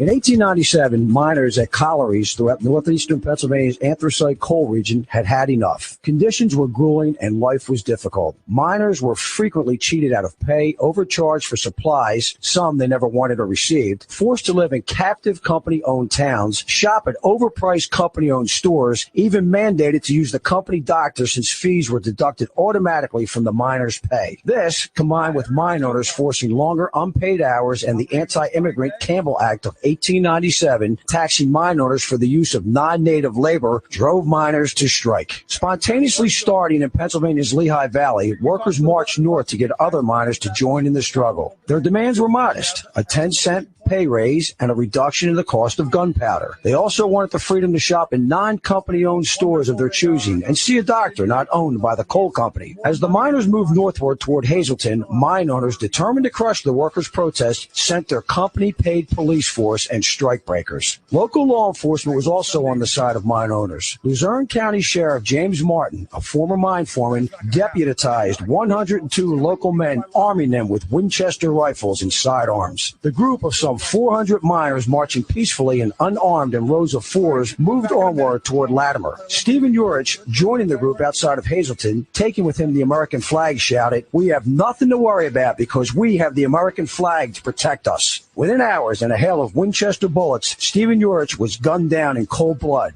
His beloved American flag drenched in his blood and the blood of those who lay murdered and wounded. Eyewitnesses said the sheriff and his hired killers mowed the men down like grass. More than 20 men were murdered on that September day, and more than 50 were wounded, many shot in the back in Labor's forgotten massacre. The sheriff and his murderous band were tried for their part in the Latimer massacre and found not guilty of murdering 20 unarmed peaceful demonstrators. Lest we never forget, or as the wife of a miner whose life was stolen from him told her children, "You can forgive, but you can't forget." This Rick Smith Show Labor History Moment was made possible by a grant from the Labor Education Center at IUP. For more information, visit www.thericksmithshow.com.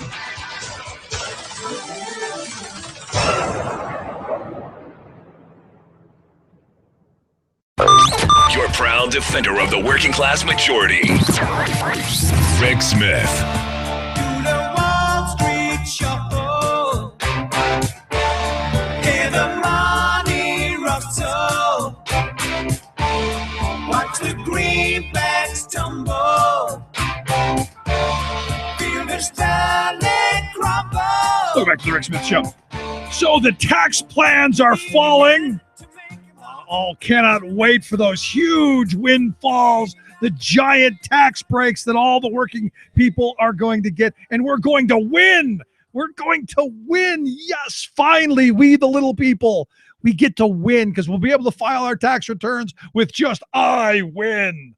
Won't that be great? It'll be so simple. We're going to win hugely. It's going to be bigly great.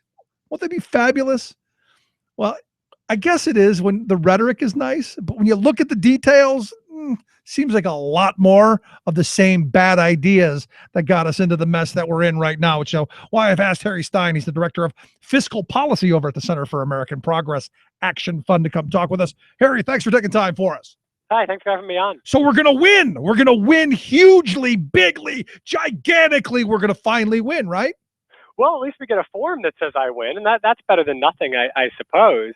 You know, I think it's a little bit surprising. We heard all of this great populist rhetoric from Donald Trump that the hedge funders were they were getting away with murder and that he was going to go after them. But I think what's really surprising about this is at the end of the day, this looks, basically the same as, any of the kind of tax plans that we've seen from the more quote unquote serious establishment Republicans. It's Donald Trump, so it's bigger, it's huger, but really the same basic framework that we've come to expect from the right. Let's go through a couple of things because, we like to think we're going to make the IRS simpler. We've heard this frame 1,000 times. It's going to be so much simpler. It's going to be easier, if you will. And we're going to have 4 brackets according to the Donald, I guess, and all of them are going to fall. And it'll just be one page. It'll be simple. And everybody is going to be happy. Does simpler equal better? Are we going to, because I was told during the Reagan years, we cut taxes, more money is going to come in magically because people are going to pay their taxes. Just on a common sense basis, that just doesn't happen. So there are definitely ways to make the tax code simpler. And that means, taking a look at deductions and credits and other things that make taxes hard for people to do. These plans that we've seen, some of them actually make some of those things more complicated, add more steps to figuring them out. But one thing that definitely does not make doing your taxes one bit simpler is reducing the number of brackets. And just step back and think about this. When you're doing your tax return, figuring out, what your income is, what your expenses are, deductions and credits and so forth, that can be complicated depending on your situation. But once you've figured out what your taxable income is, the computer just spits out the number, does the calculation, and tells you what you owe in taxes. Or if you're doing it by hand, you just go to the tax tables and look it up. And it's the same step whether there's 7 brackets or 1 bracket if you have a flat tax, or 50 brackets. But it's a common factor across all of the tax plans that we've seen from the Republican candidates to collapse the number of brackets, even though that doesn't really do anything simplifying, although it certainly does have the effect in their plans of lowering the top tax rate that only rich people are paying. And that's the goal. At the end of this, that's really what it is. And, I saw this number that, under the Trump plan, 50% of the people aren't going to pay federal taxes. You're not going to pay anything. I'm going, well, 47% of them aren't paying taxes now. That doesn't seem like a big giant leap for me, or at least that's what Mitt Romney told me. Right. So I think it's always important when we're talking about this to remember, and when we're talking here, we're only talking about individual income taxes. And, you got a lot of the people that don't pay income taxes, they still pay payroll taxes for Social Security and Medicare, and they still pay state and local taxes, things like sales taxes. So that everyone's paying taxes one way or the other. When we're talking specifically about the individual income tax, that's a progressive tax that is, the rates go up as you earn more. So more of that's paid by wealthier people. But you're right. The change that Trump's proposing to the income tax is quite paltry for people at the bottom. The lowest 20% get an extra $250, which, I guess is kind of nice until you look at the top 1%.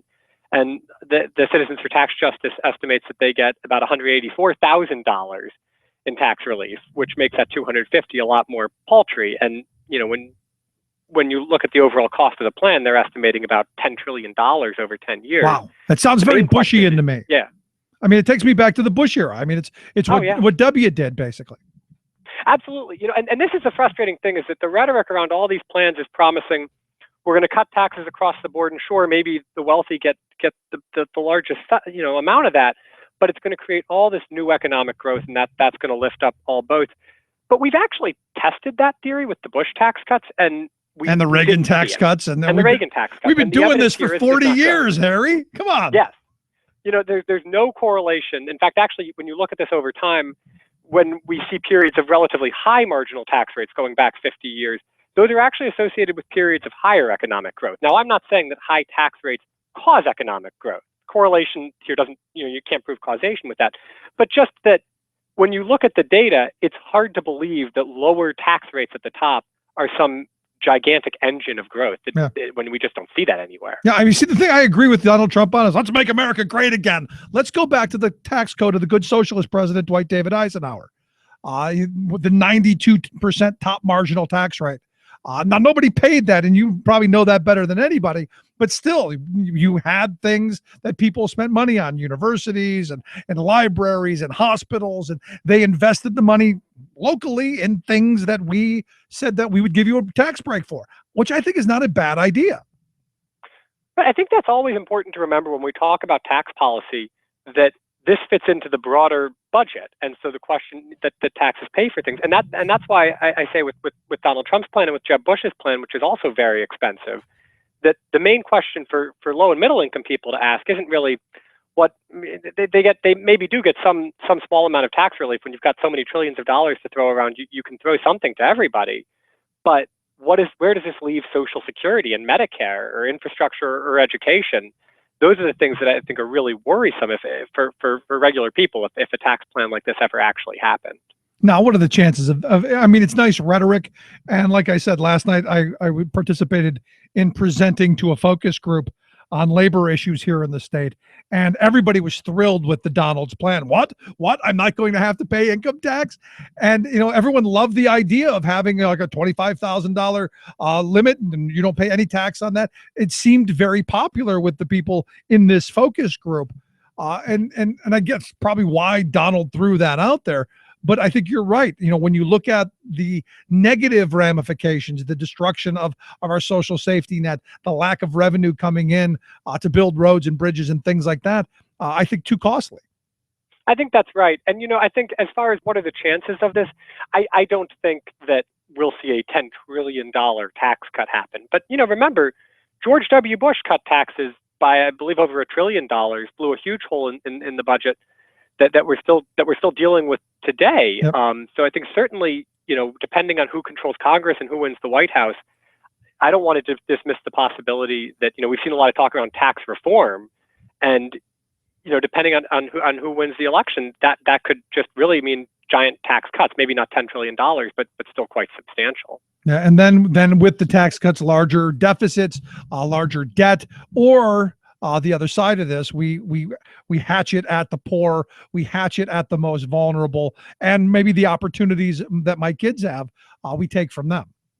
Right. I think it's always important to remember when we talk about this that the deficits have actually come down quite a lot over the past several years, and when we look out over the medium term, things are pretty stable. But we do have an aging population and rising healthcare costs, and you can't stop the population from aging, and so that means over the long term, we're going to need more tax revenue, not less, for things like Social Security and Medicare. And so, when you're looking at these kinds of tax plans that are promising giant tax cuts, I think the thing that you always have to ask whoever's promising that is, well, what about Social Security? What about Medicare?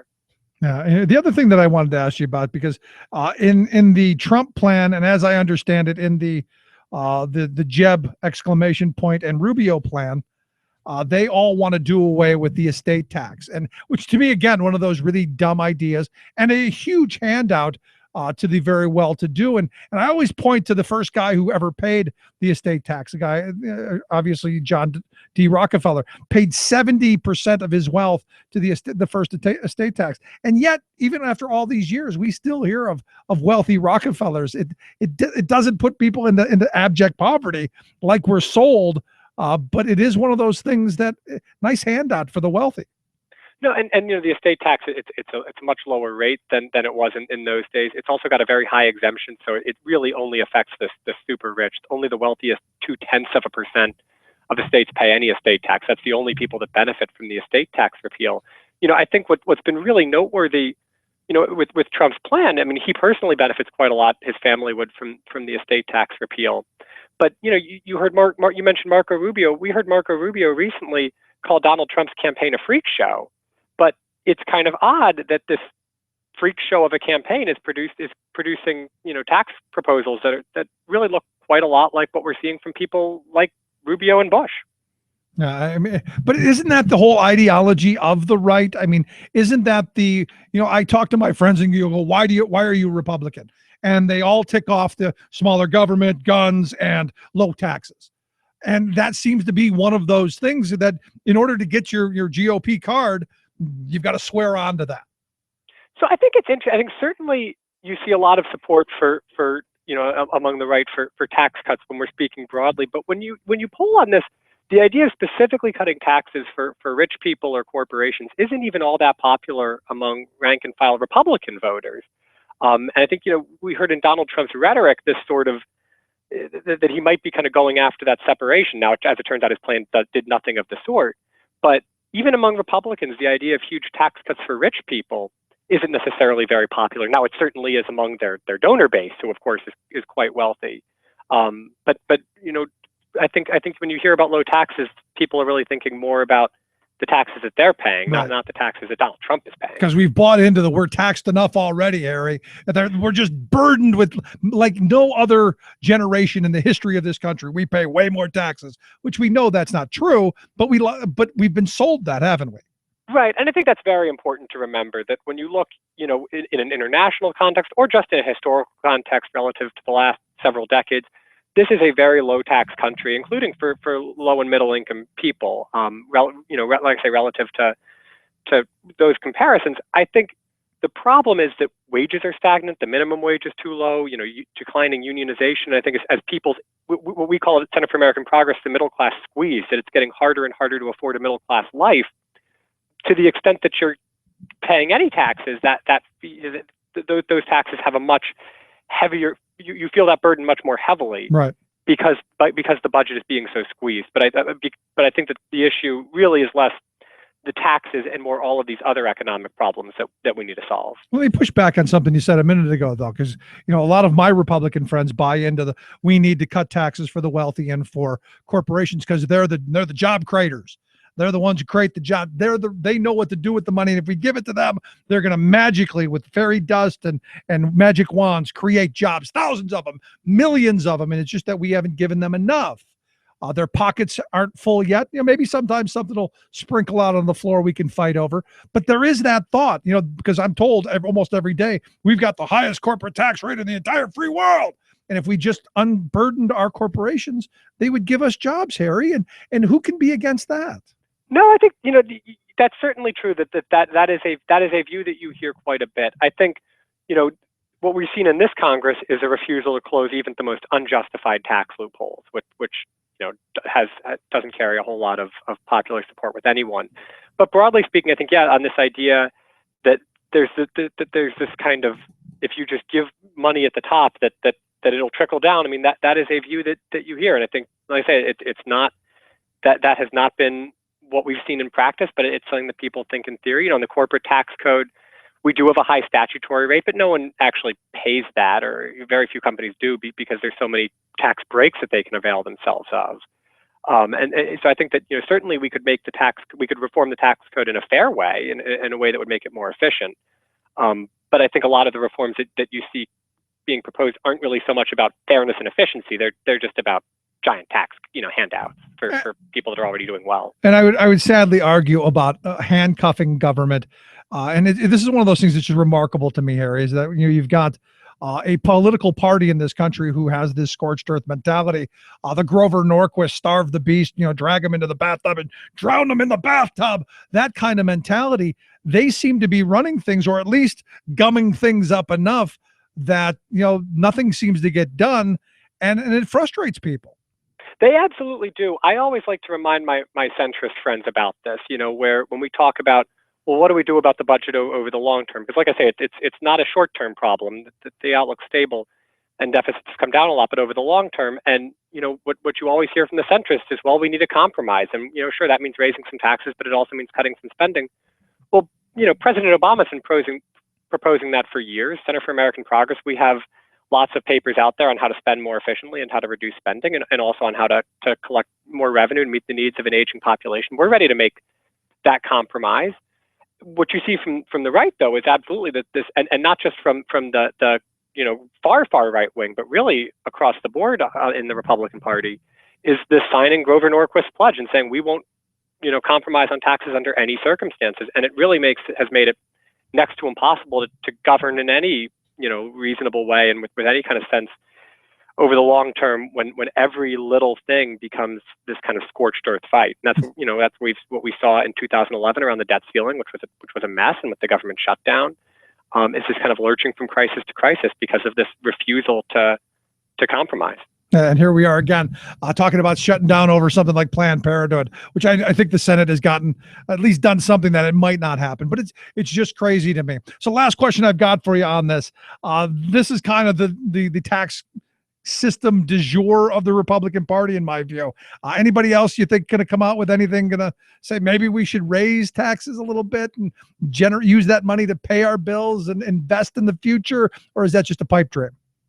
On the Republican side, I think that'd be real tough, is what we were just talking about with how the anti-tax wing and that no taxes pledge really has such a strong weight there. You look at the plans from other candidates, and they're you've got Rand Paul talking about a very, very low flat tax, and Ben Carson the same thing.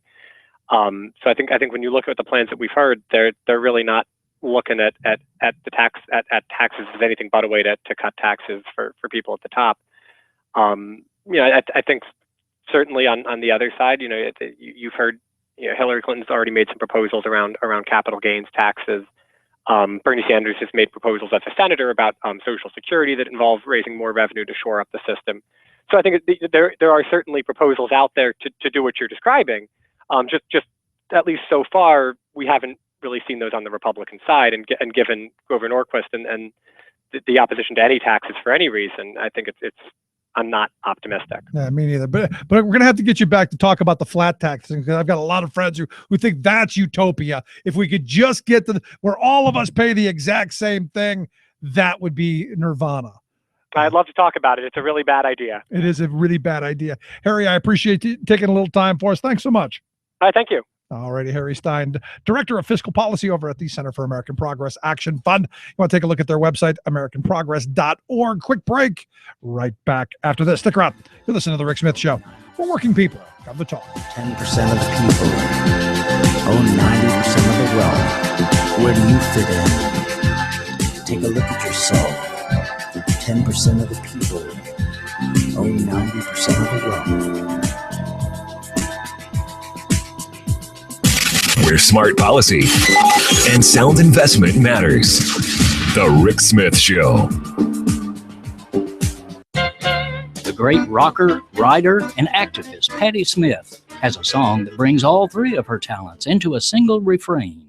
People have the power to dream, to rule, to wrestle the world from fools. For people power to be more than a cliche shouted out at rallies, it has to do something, such as dream, wrestle, and rule. That pretty well defines the remarkable grassroots group of people power doers who've come together under the principal banner of Iowa Citizens for Community Improvement. Since 1975, these feisty farmers, conservationists, workers, students, consumers, and other everyday Iowa people have strategized, organized, and mobilized to take on bankers, bosses, big shots, bastards, and BSers in battle after battle for economic, environmental, social, and political justice. In the process, CCI has become a national model of direct, nonpartisan civic action to foster two of America's highest ideals. One, government of, by, and for the people. And two, economic fairness and prosperity for all. The widening chasm of inequality in our land and the rise of plutocratic rule cause some people to wring their hands and hope in vain that some golden-haired politician will ride in to save them. They might as well trust their last pork chop to a coyote.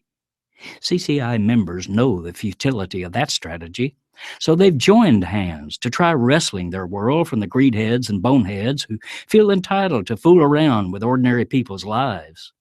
That scrappy democratic spirit is what's drawing me to Des Moines in a couple of weeks to join Reverend William Barber, Alicia Garza, Sally Cohn, and several hundred Iowans in a joyous 2-day 40th birthday bash to celebrate and extend CCI's progressive vision and successes. This is Jim Hightower saying, for information, go to iowacci.org. What do the corporate powers from Wall Street to Walmart have in common? They hate the Hightower Lowdown. You can see why at www.hightowerlowdown.org. From the United Nations, this is your World in 2 Minutes. I'm your host, Luke Vargas, with the Talk Radio News Service. President Obama and Russian President Vladimir Putin addressed the United Nations on Monday.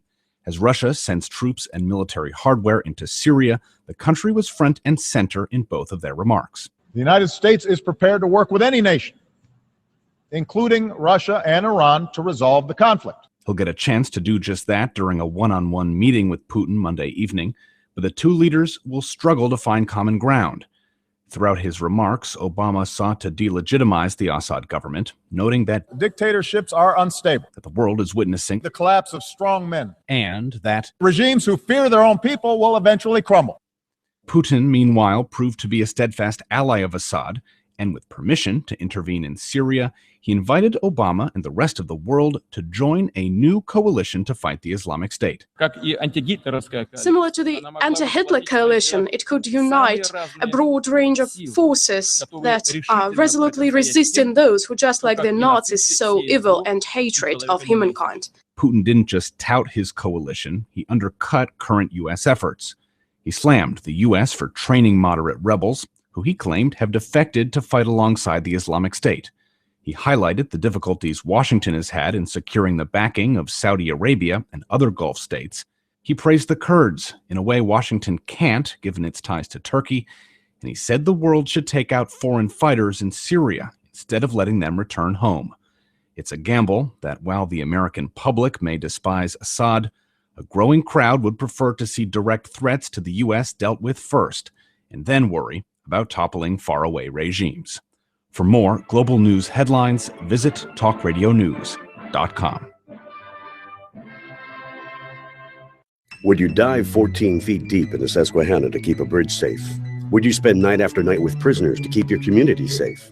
Would you spend Christmas Eve plowing snow to keep roads safe? AFSCME members do. Men and women who choose to serve in public service.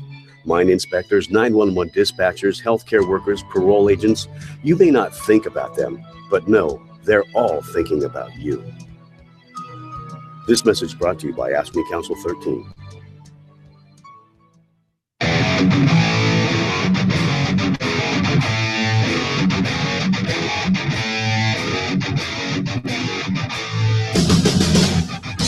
We're walking the streets.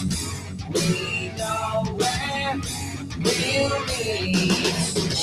Can't stop us. They don't know why. They try. We all kind of buy into that idea that, oh, we're going to lower taxes. And they play us like that.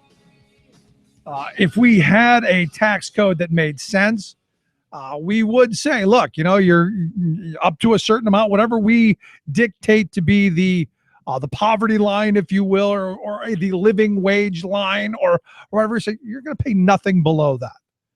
And we will have a progressive tax above that, much like the Eisenhower years. Look, I could be an Eisenhower Republican, a guy who didn't want to attack workers, a guy who didn't want to attack Social Security, a guy who didn't want to attack unemployment, a guy who didn't want to attack working people.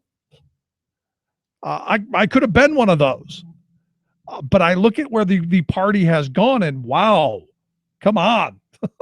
A little off the deep end, if you will. What we haven't created the largest wealth class in the history of civilization already. They need more. And that canard that somehow by giving them more will magically create jobs. Haven't we figured that one out to be a whole steaming pile of you know what? I mean, haven't we? But yet here they go back to the well, man. We're going to cut taxes, going to cut taxes, going to cut taxes. And we go, oh, okay, I'm going to get something out of it. Yeah, you're going to get $20-$30 while the Donald and, well, Jeb, because Jeb got caught on it, they're going to put away millions. And you go, well, you know, they pay all the taxes because they have all the money, you dimwits. I mean, that's the part that gets me. Well, they pay all the taxes. Yes, because they have the money. If you need money to fund programs, you get it where there is money, right? Makes sense. But we haven't, I don't know what it is about us. Just haven't figured that one out.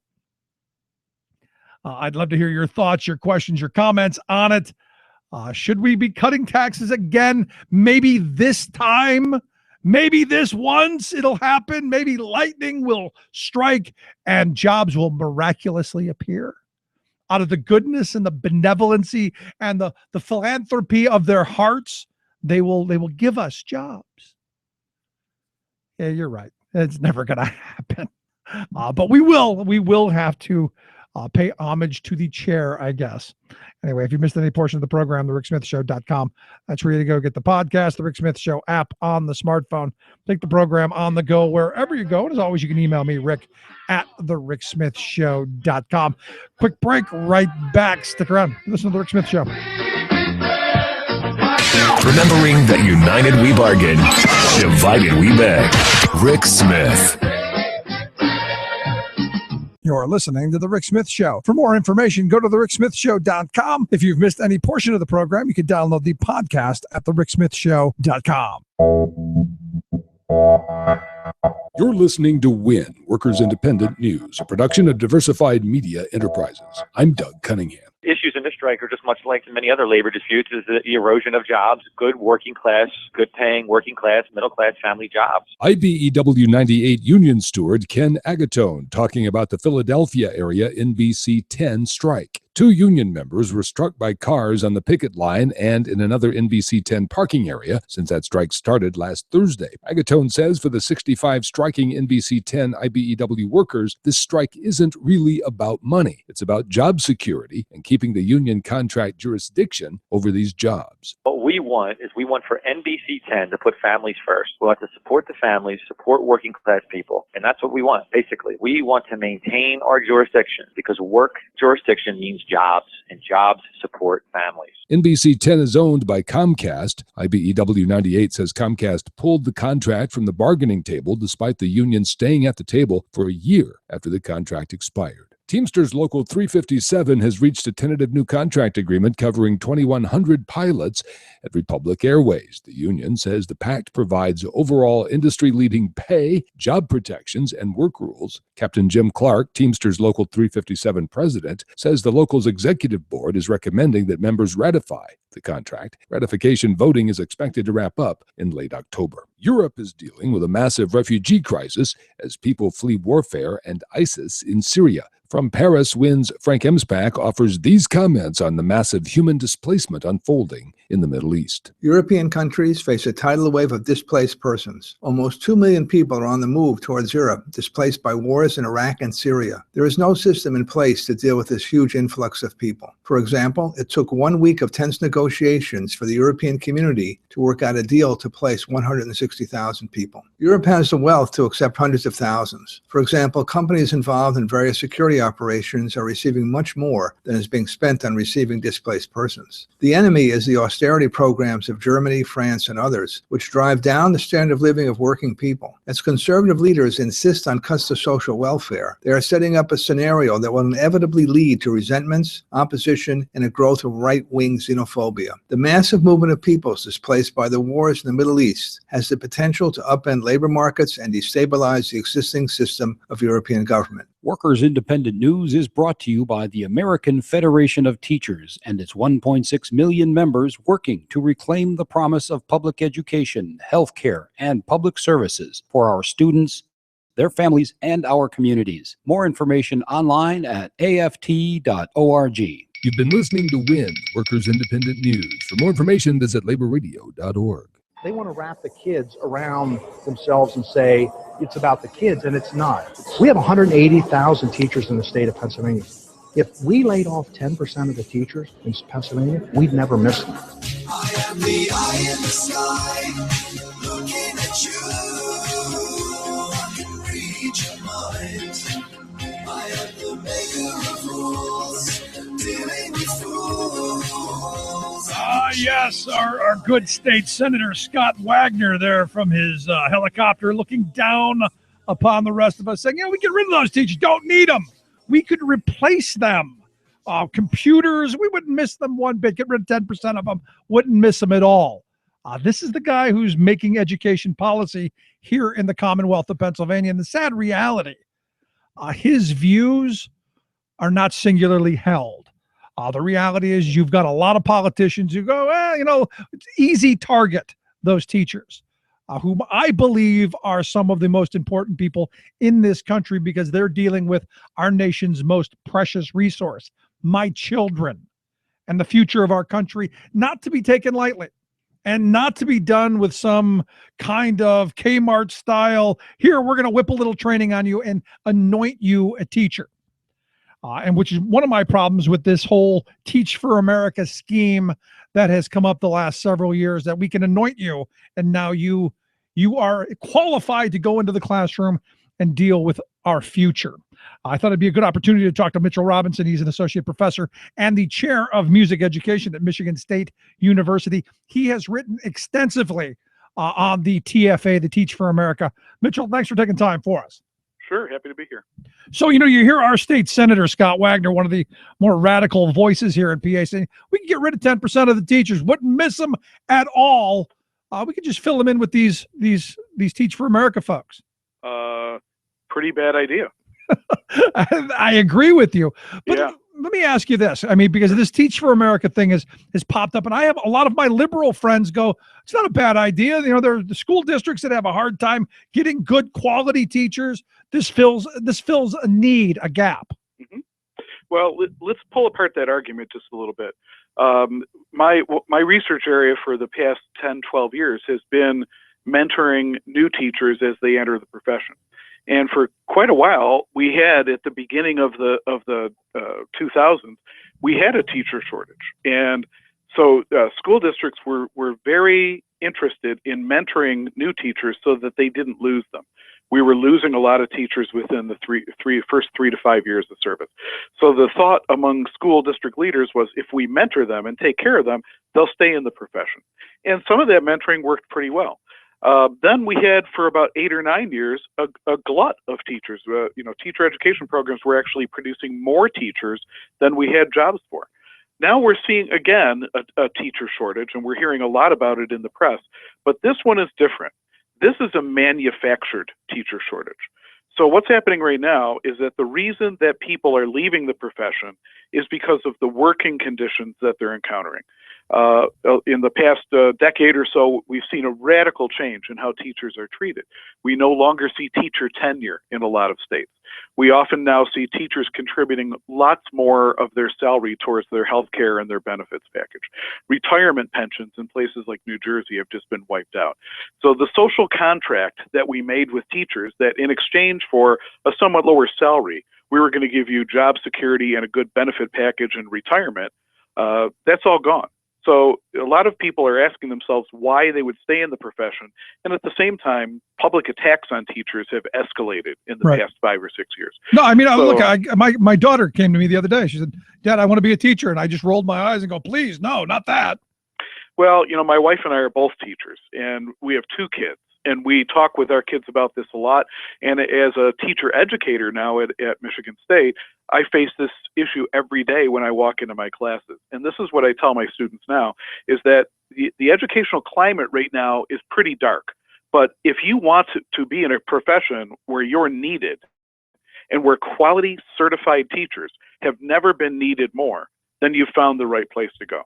And the good news is that most communities still really value teachers. It's just in these little quirky enclaves of education reform that teachers are not valued, and people like your state representative there are talking about getting rid of 5 to 10% of them every year.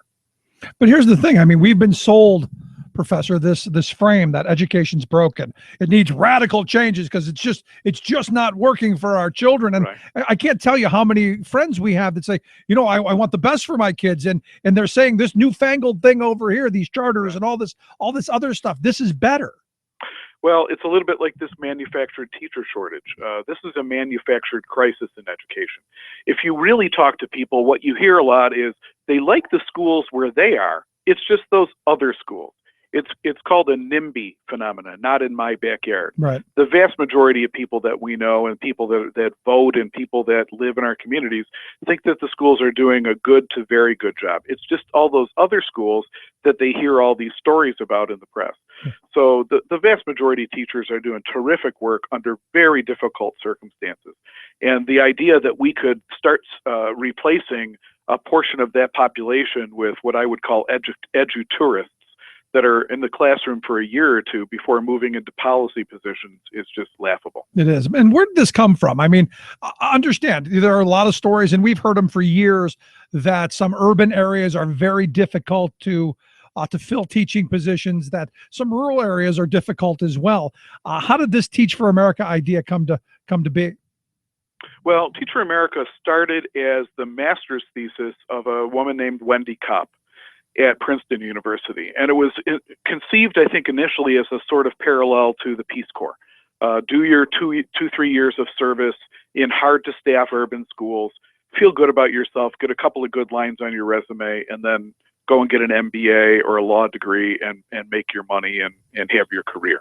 And unfortunately, the places that we can least afford to plop down short-term, non-invested persons into the education profession are in our urban and rural schools. That's where we need consistency and we need great teaching, because a lot of the kids in those areas don't have advantages that some of the kids in suburban areas do, and they need more consistency and more good teachers in urban schools. And for us to be having a rotating door of kind of visitors there, it's not a good idea. It's not working, and there has not been a good return on that investment for anyone. Well, yet we see stories all the time. In fact, there's one in the Atlanta Constitution right now saying that the principals are just thrilled with their Teach for America teachers, that they're working out just fine. Thank you very much.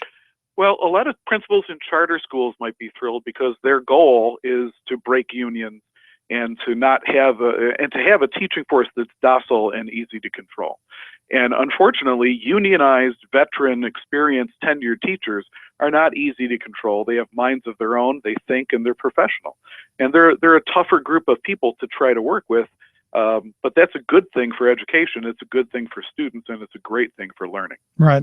But you look at this, and the temporary nature of this kind of scares me, that you're going to come in, do a couple of years and then move on. What happens to those kids who may not have gotten the education that they should have gotten, that you would have probably gotten with a qualified, certified teacher? Because as I understand it, to be anointed one of these Teach for America teachers, it's like a 5-week kind of correspondence course. Well, the program that I work in here at Michigan State is similar to a lot of teacher preparation programs, and our program is a 4 to 5 year program. So my students are spending 4 to 5 years learning how to do their craft and spending significant time in public schools from their freshman year through their 5th year, culminating in a full semester of immersive student teaching. Teach for America candidate, it's hard for me to even call them teachers. A Teach for America candidate has maybe a 5-week summer camp. Lately, Teach for America has listened to a lot of the criticism, and their response has been to consider moving their training period from 5 to 6 weeks. Okay, wow. That seems like a pretty pathetic response. So yeah, we're looking at 5 years versus 5 weeks. But the thing I think that we should be more concerned about, even than the damage that's happening in classrooms, which is significant, is that a lot of the people that come into Teach for America are rotating out of their classroom service and right into policy decision-making positions in Washington, in New York, and in a lot of big urban school districts. So if you go around right now and look for superintendents, assistant superintendents in Newark and Miami and New York and Chicago, you'll see a disproportionate number of those people who taught for 2 years through Teach for America and then moved into administrative ranks or in jobs in policy think tanks that are influencing education policy all over the country. That should make us even more nervous than somebody spending their 2 years in a 6th grade classroom. No, it scares me, because it's what I've been saying, what happened to higher education, what you saw with the predatory for-profit corporations who have been offering these diploma mills, and not even professors anymore, they're facilitators. It's like this whole incestuous pool of people who are in this and promoting it. And then, like you say, they move on into policy positions, elected positions, and that this whole privatized model continues to perpetuate. Well, I think it's feeding on itself at this point. And, what we see is policy think tanks are hiring Teach for America graduates who maybe taught for a year, and those Teach for America graduates are becoming superintendents. And then it's kind of the Ponzi scheme kind of comes full circle. And then those Teach for America superintendents are establishing contracts with TFA to hire a whole new crop of Teach for America teachers. The other thing that's really problematic is that we think that maybe one of the advantages to hiring all these young, excited Ivy League graduates is that we're going to get these great people, and because they only stay for a couple of years, we can save some money too. And the fallacy there is that when you hire a Teach for America teacher, you're paying a finder's fee. The district is often paying a finder's fee to Teach for America for the privilege of hiring their graduates. So a first-year teacher out of my institution or any other regular teacher prep institution, you hire at their base salary plus whatever benefits you're going to pay to that teacher. With a Teach for America teacher right out of the chute, you pay that salary plus a finder's fee back to Teach for America. You're actually going to wind up paying more in the short term for those teachers. And that money is not going towards the classroom. That's going towards Teach for America's legislative agenda in Washington. Which is to continue to pursue more policy that would continue to use more Teach for America teachers. Well, and even more insidious than that, what Teach for America's real set of goals is to destroy unions and privatize public schools. And that should be more frightening than just getting more Teach for America kids out in school. And to highlight that, just in Detroit, there was a union drive to try and organize one of the charter schools there, and the management company actually tried to go to the NLRB and say that the 14 TFA teachers, or whatever you want to call them, that they weren't actually employees. They were just temporary service workers, and they should be excluded, which, they've even admitted we don't consider them actual teachers. Well, and the upshot of that situation in Detroit is that one of those charter schools, the teachers in the charter school voted to unionize. Right. When the teachers voted to unionize, the charter management company walked away, abandoned the school at the end of the school year, and a new company had to come in and kind of rescue everybody in the following fall. That would never happen with a public school. In the public schools, we don't walk away when things don't go our way. We buckle down, we work a little bit harder, and we make things work. So in looking at this, is there anything salvageable in this? I mean, because, I have a lot of people who say, it's good, noble work that we should be encouraging. But from what I'm hearing, maybe the people who are getting into it have this idea that, where they're going to change the world. It sounds like a screw job monetarily everywhere else. Well, I think when Teach for America started, there were some perhaps noble intentions to help disadvantaged kids and to get really bright young people into the teaching force without making a lifetime commitment. There might have been some fairly noble intentions. I think if we fast forward to today, that population of students that Teach for America recruits are unquestionably very bright. But where I used to give the young people that were coming into Teach for America a pass because of their idealism and their positive attitudes, I can't do that anymore. So somebody that's going into Teach for America today, if they're that smart, they have to be smart enough to know that the agenda that they've signed up to support is ultimately a destructive one for schools, kids, and communities. So what may have started as a good idea, just like charter schools started as a good idea, has kind of been perverted in the past decade or 15 years. And I wish I could tell you that I saw some kind of a silver lining there for Teach for America and other alternative routes into the classroom. But the last thing in the world we should be doing right now is making the entry into teaching as a profession something that's easy and quick and fast. Good point. It's a hard job. It's a job that is worth doing well. And anything that's worth doing well is worth putting your full efforts into. And kids need teachers that are committed to their future growth, to the teacher's own future growth, and to being a part of communities. And that's not what Teach for America is doing. And that's a big part of being part of the community. If your idea is to come and spend 2 years and then run, you're not part of the community. No, yeah, by definition. And I've written this in a couple of places that what is seen as a bug in the rest of education, when a teacher is prepared well and goes into schools and isn't successful and leaves, in Teach for America, that's a feature of the program. So they're taking things that for the rest of us that have devoted our careers to preparing teachers in thoughtful, meaningful ways, they're looking at things that for us would be disasters, and they're making a business model work on that. It's called churn. They're hoping that their people are going to leave every 2 or 3 years. For the service fee. Well, for the service fee, and because they don't really want to support the development of teaching as a profession. They want it to be an entry-level job that they can turn over because they don't really value it. There was a story just a couple of months ago that Teach for America had a position that they were searching for as a lobbyist in Washington, but they required 5 to 6 years of experience for people applying for that position. And I think a lot of us found it ironic that Teach for America, that doesn't require any teaching experience before they put young people in some of the most difficult classrooms in the country, did think that a lobbyist in Washington needed 5 to 6 years of experience before they went to Capitol Hill. Wow. So basically, if it's coming out of their pocket, off their dime, they want somebody experienced. But if it's the taxpayers, you'll figure it out. Right. Well, and the other thing that's insidious about this is that we see Teach for America in places where, a lot of parents have been disenfranchised from public institutions. Urban parents have a full load. Most of them are working 2 and 3 jobs. A lot of them aren't the parents that are going to be the first one in the door to complain about what's happening at school.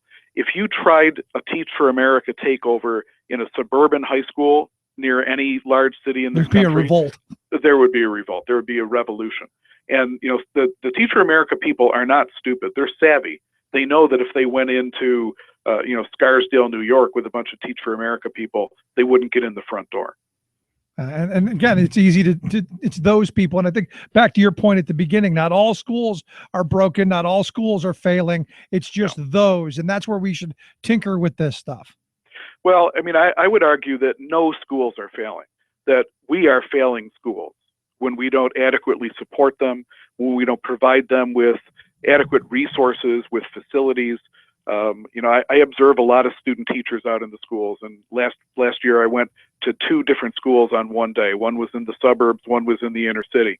And to see the differences in how children are treated, to see the differences in the kinds of resources, equipment, facilities, buildings that kids in suburban and urban schools have access to, it's pretty shocking.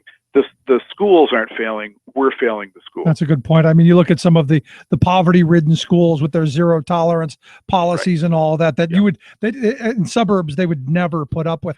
No, they wouldn't let their children be treated that way. And the rest of us need to keep in mind that the kids in Detroit and New York and our big urban centers, they're our children too. Good point. Last question I've got for you. Whatever happened with Mrs. Kopp, the woman who came up with this scheme? Well, she served as the CEO for Teach for America for quite a long time. She no longer is the official CEO. That's been turned over to a few other people. The leadership of Teach for America makes almost $500,000 apiece. So for a group that is continually criticizing teachers and teachers' unions for being greedy, that's a lot of money to be pulling in for a nonprofit. This is a nonprofit with nearly $1 billion in the bank. Wow. So Mrs. Kopp is doing just fine. I don't think we have to worry about her. And she's nowhere near a classroom. I don't think so. I think, and that's a good thing for all of us. Yeah, you're probably right. Just another one of these amazing things that if you're not paying attention, it just slips right on by, which is why I'm glad you took a little time to explain it to us. My pleasure. Good to be with you. Thank you so much, Mitchell. Mitchell Robinson, associate professor there at Michigan State University. You want to check out some of his writings, go to thericksmithshow.com. Click on Mitchell's name, take you right there. Let's take a quick break. Right back. Stick around. You're listening to The Rick Smith Show. We're working people. Come to talk. All they want to do is add up and take your money. All they want to do is add up and take your money. All they want to do is add up and take your money. You're listening to The Rick Smith Show. I'm Rick Smith, and this is Labor History in 2.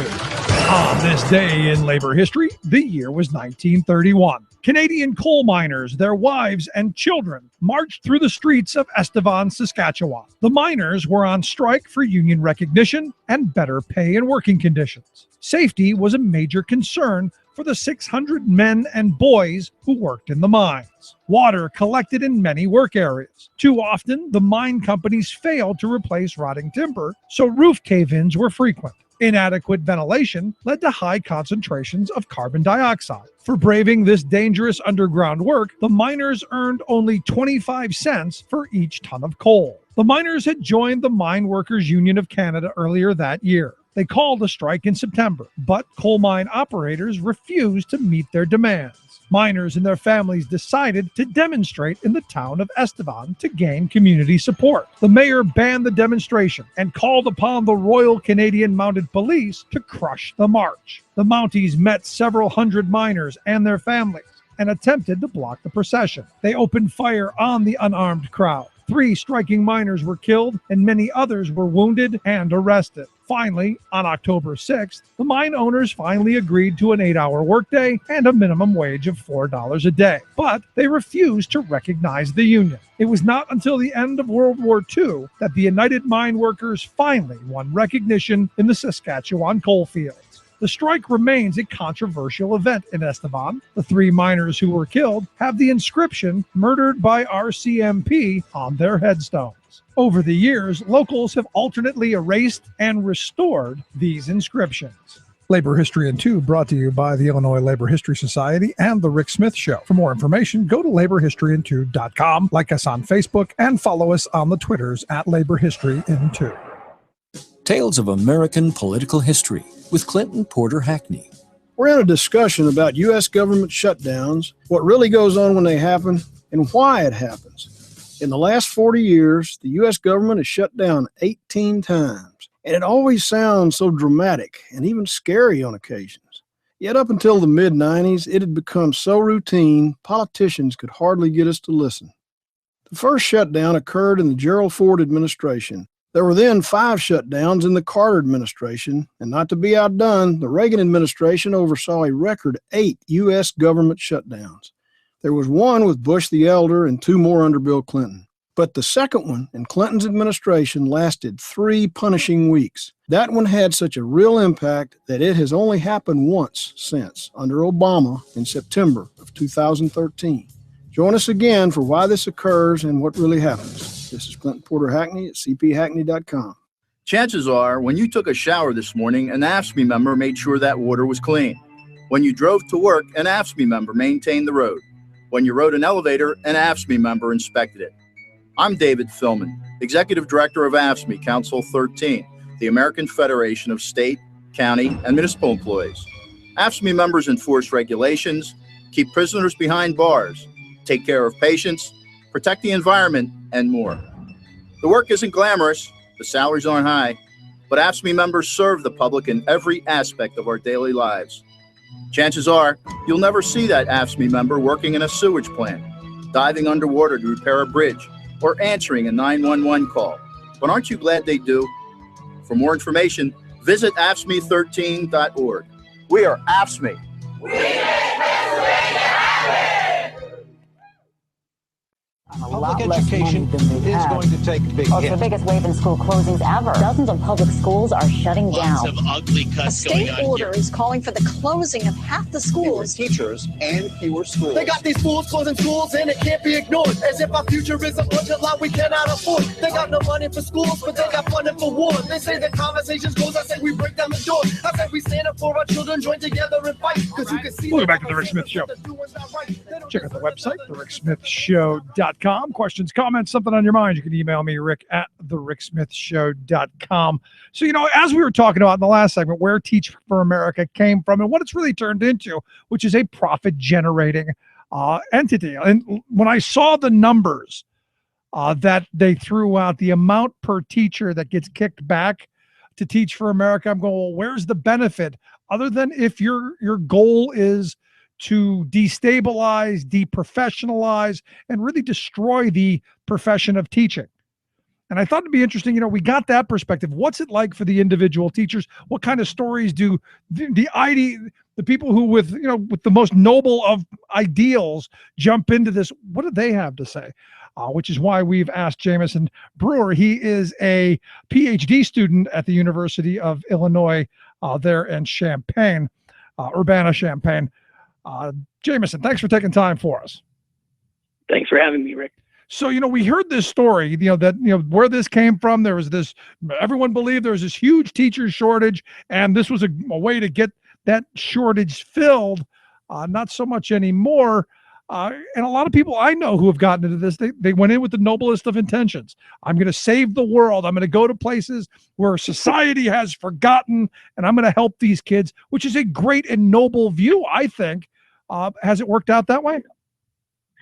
No. And, just to the point about good intentions. And I agree with you that, almost everyone that I've ever met in Teach for America, from my time there as a core member, my time was on staff in the summer, and even now, where I spend almost all my time doing research on TFA, they are some of the best intentioned people I've ever met, and in a lot of cases, some of the nice people. But I think that is uniquely part of the problem, is that best intentions really often blind the person who has them, right? So if someone is doing something on purpose that they know or might know is wrong and detrimental, maybe you can reason with that person. But someone who is doing as equally as wrong and damaging to other people, but they believe that they're doing it for the benefit of that person, they're almost impossible to reason with. And so, I mean, having good intentions is often a good thing, but it's often really bad, especially when you talk about bringing novice educators in the classroom who've had 18 hours of student teaching. I mean, we would never as a society accept, really good intentioned doctors for America, right? People who want to go help the sick and the needy and the dying. And, they rush and they get 18 hours of training, but they have the best intentions. As a society, we would never accept that. We would never tolerate it.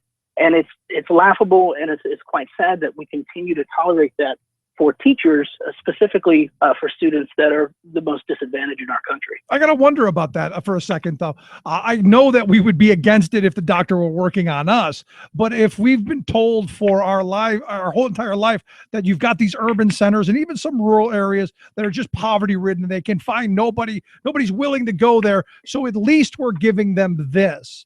I think that people will be going, okay, well, might not be good doctors, but at least they're doctors. Not for us, but for those people. Yeah, and so much of education policy these days is very much done to other people's kids, right? This idea of the non-white, of the not affluent, specifically the poor, and at least in my estimation, or in my worldview, public education ought to be a bastion of democracy. And so, from a theoretical and from a very beginning standpoint, the very idea or suggestion that anybody would be okay with a diminished level of service for anybody else, that's problematic for me. And it's really the root cause issue that, as to your point, TFA has been able to grow so much over the years because they feed into and they reproduce and reify this narrative of the bad school and the failed school and the bad teacher in the inner cities, in the slums, in the ghettos, right? In most core member settings at Institute, they promote videos like Waiting for Superman, Dangerous Minds, and Freedom Riders. And so they have this idea that they're going to go in and save these people. No one else wants to do it.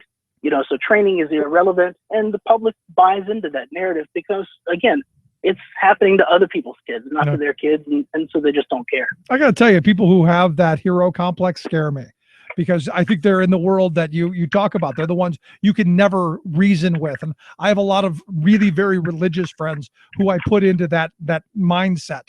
They believe they're saving your soul. So whatever the means by which they do that, that's irrelevant. We're doing what's best for you. Right. Teach for America in that same view. I mean, they're effectively the colonizers of urban education, right? I mean, the people, explorers, and we're exploring the world to promote God and glory and all these things. It's fascinating and quite frightening to see some of the same dispositions in both groups. But here's the thing. I mean, we in this country have been put into kind of a Hunger Games, if you will. We're told that the country's broke. There are only so many resources to go around. And if we give resources to those people, then they're going to take it from us. And, we've kind of been put into this Hunger Games scenario where you've got communities fighting. Here in Pennsylvania, we've got 500 individual school districts, each one fighting for their little piece of the pie, making sure that they get to keep their funding because we don't want it to go over there to those people. And it just seems to be this bizarre pitting against one group, and mostly on economic scales, but also on race scales. It just seems to be this insanity. And the reality is while you look at it, the top 1%, their kids go to schools that are taught by well-educated, well-trained teachers in small classrooms with virtually no standardized bubble testing, lots of playtime, lots of recess, lots of the things that we know do well for education. Yeah, and TFA, they've done well because the inner city schools, who are the exact opposite of the type of schools that you just described, you know, these schools, they bought into the idea, or they bought into the cult of data and the religion of standardized testing.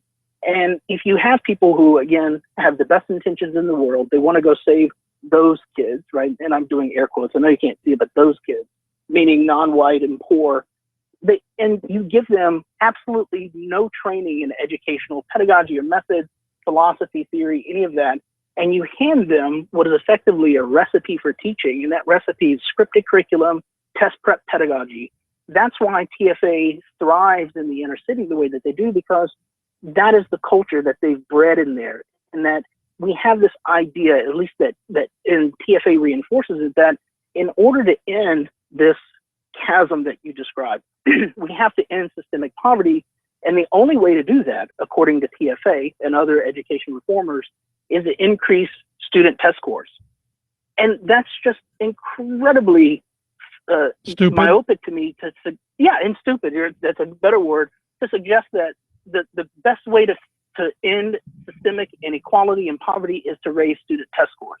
And it's narrow and likely, I mean, I know in my estimate, it only reinforces the same systemic issues of poverty and racism that already exist and have created those scenarios that TFA breeds on. It's a perpetuating cycle.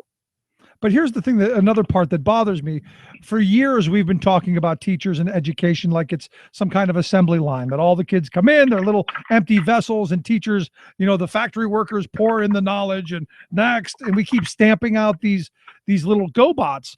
The reality is that not all kids learn on the same level. Not all kids learn the same stuff or the same way. Which is why I don't think you can have a 5-week course and you're anointed as a teacher. I mean, it's like saying, you know, you got a 5-week course to be a plumber or a carpenter. You know, that's not how that works. Right. So in looking at this, I mean, you go back to your time doing this. What lessons did you learn by going through this process? Yeah, so unlike most Teach for America Corps members, I'm actually a traditionally certified teacher. But unfortunate for me, I graduated right as the recession started. And I was living in Georgia at the time, and the way that Georgia responded to the recession, like many states, they instituted effectively a statewide hiring freeze for teachers. And after 2 years of not being able to find a job because of that, finally being able to become a substitute, somebody said, hey, you should apply to Teach for America to help you get a job. I never heard of TFA. Long story short, I applied just to get a job. Once I got in, my eyes were open wide. I couldn't believe that I had spent 4 years, just in general, on the surface level, I had spent 4 years of learning how to become a teacher, doing my student teaching, spent 2 years just fighting for a teaching job. And then I was put into a room with, 150 other Corps members, none of which had any background in education. They were going to get 18 hours of student teaching over their 5 weeks, and they were going to be employed right beside me. And so that was insulting. But then when I started hearing some of the theoretical and pedagogical framework that TFA operated on, right, this idea that teachers are the root cause of all student achievement or failure, and if students don't achieve, well, we know for a fact it's the teacher's fault. And so I saw my fellow Corps members who are, Ivy League folk, which I'm not, very well-to-do, well-accomplished people, being handed a scripted curriculum, a recipe for teaching, and being told, if you follow this, 100% of your students will achieve 100% of the time.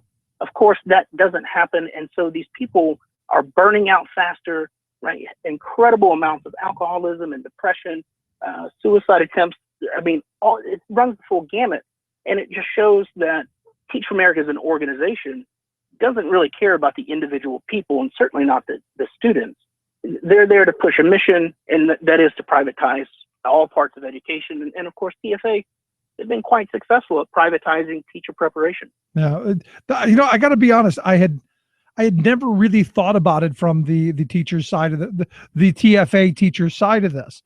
The alcoholism, suicides, that just, never really entered into my mind. The thought that you could just go up one day, go, you know what, I'm not making a whole lot of money doing this. I was doing it because I thought it was the right thing and I was changing the world. I'm leaving, going to go back to my whatever. Right. I really had not until this moment thought that there would be that kind of a buy-in. but I guess I should have, because these are people who think they're changing the world. Well, and they're told, from the beginning that getting accepted into Teach for America is harder than it is to get into Harvard, which is true. And so TFA builds this, this facade of privilege, but also there's a good level of a culture of fear associated with, that TFA associate with the idea of leaving or speaking out against, because, Teach for America is very orchestrated on squashing, silencing, marginalizing any type of critique, especially from its insiders, because it knows that its strongest marketing tool are supportive core members' voices.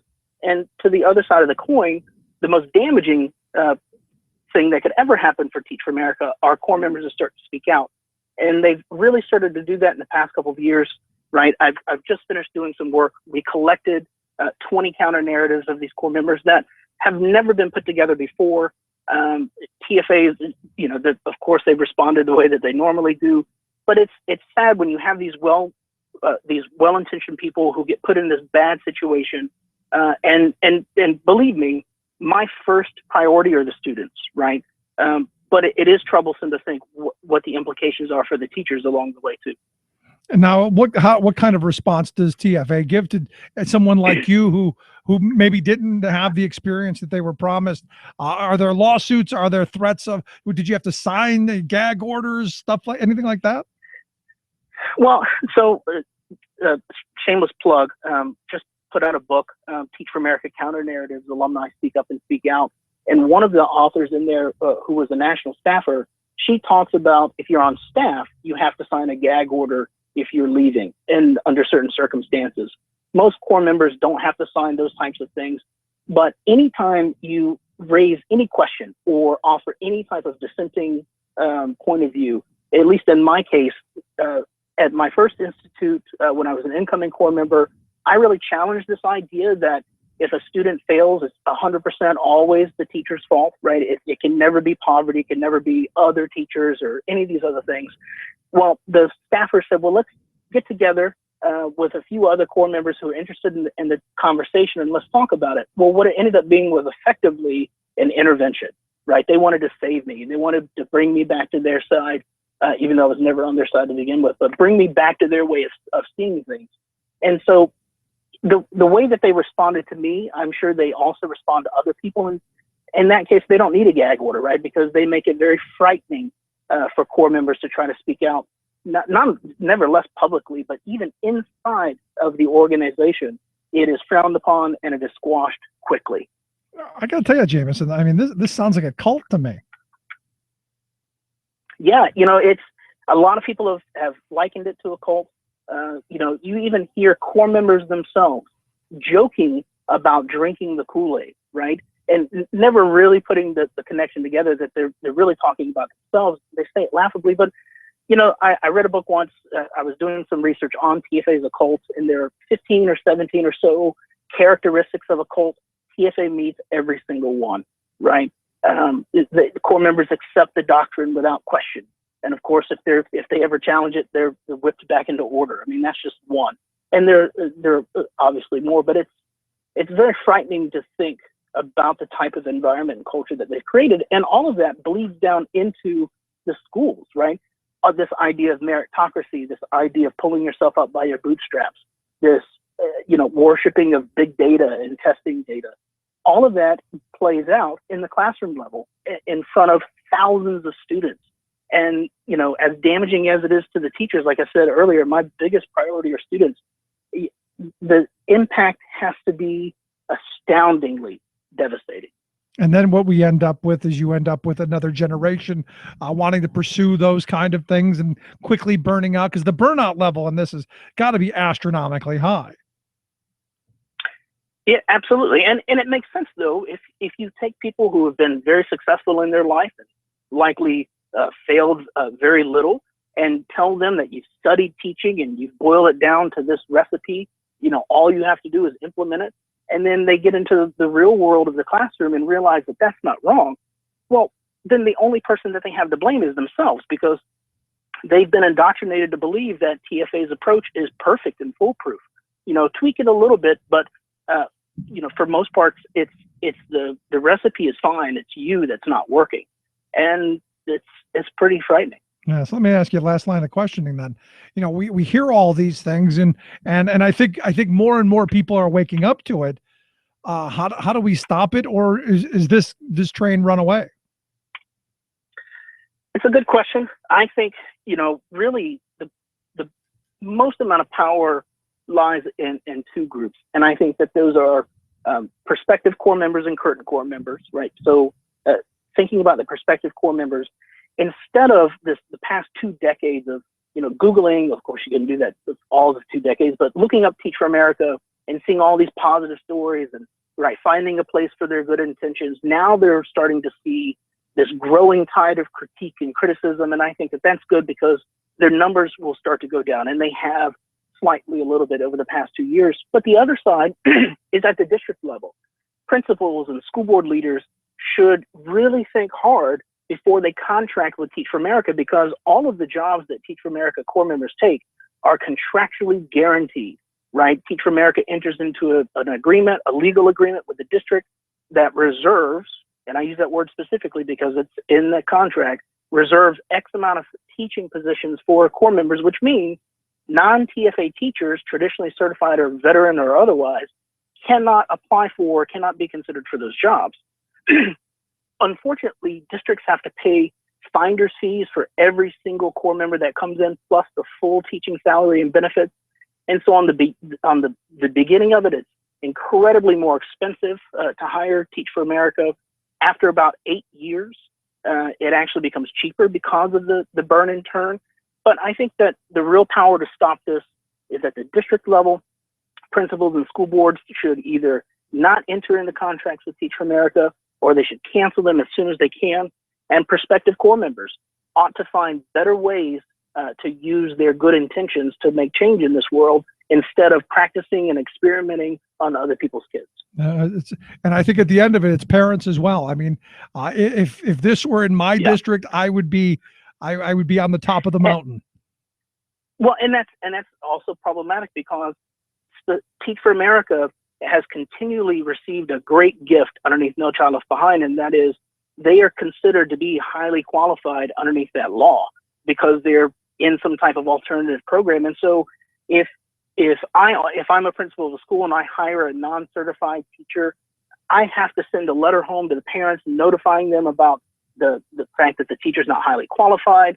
And there are many obvious tons of problems with No Child Left Behind, but just thinking about this, that doesn't happen with Teach for America. So a lot of times parents don't even know that their children are being taught by someone with 18 hours of training because they're not notified because it's not required underneath federal law.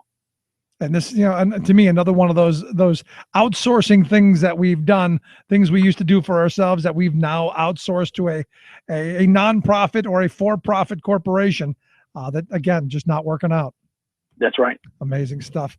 Jameson, I appreciate you taking time, sharing a little bit of your stories of the book. Of course, Teach for America, Counter Narratives, Alumni Speak Up and Speak Out. We've got a link at thericksmithshow.com. Also, if you want to take a look at Jameson Brewer's website, tjamesonbrewer.com, the website, we've got a link at thericksmithshow.com to that as well. Jameson, thanks so much. I appreciate it. Thanks, Rick. I appreciate the time.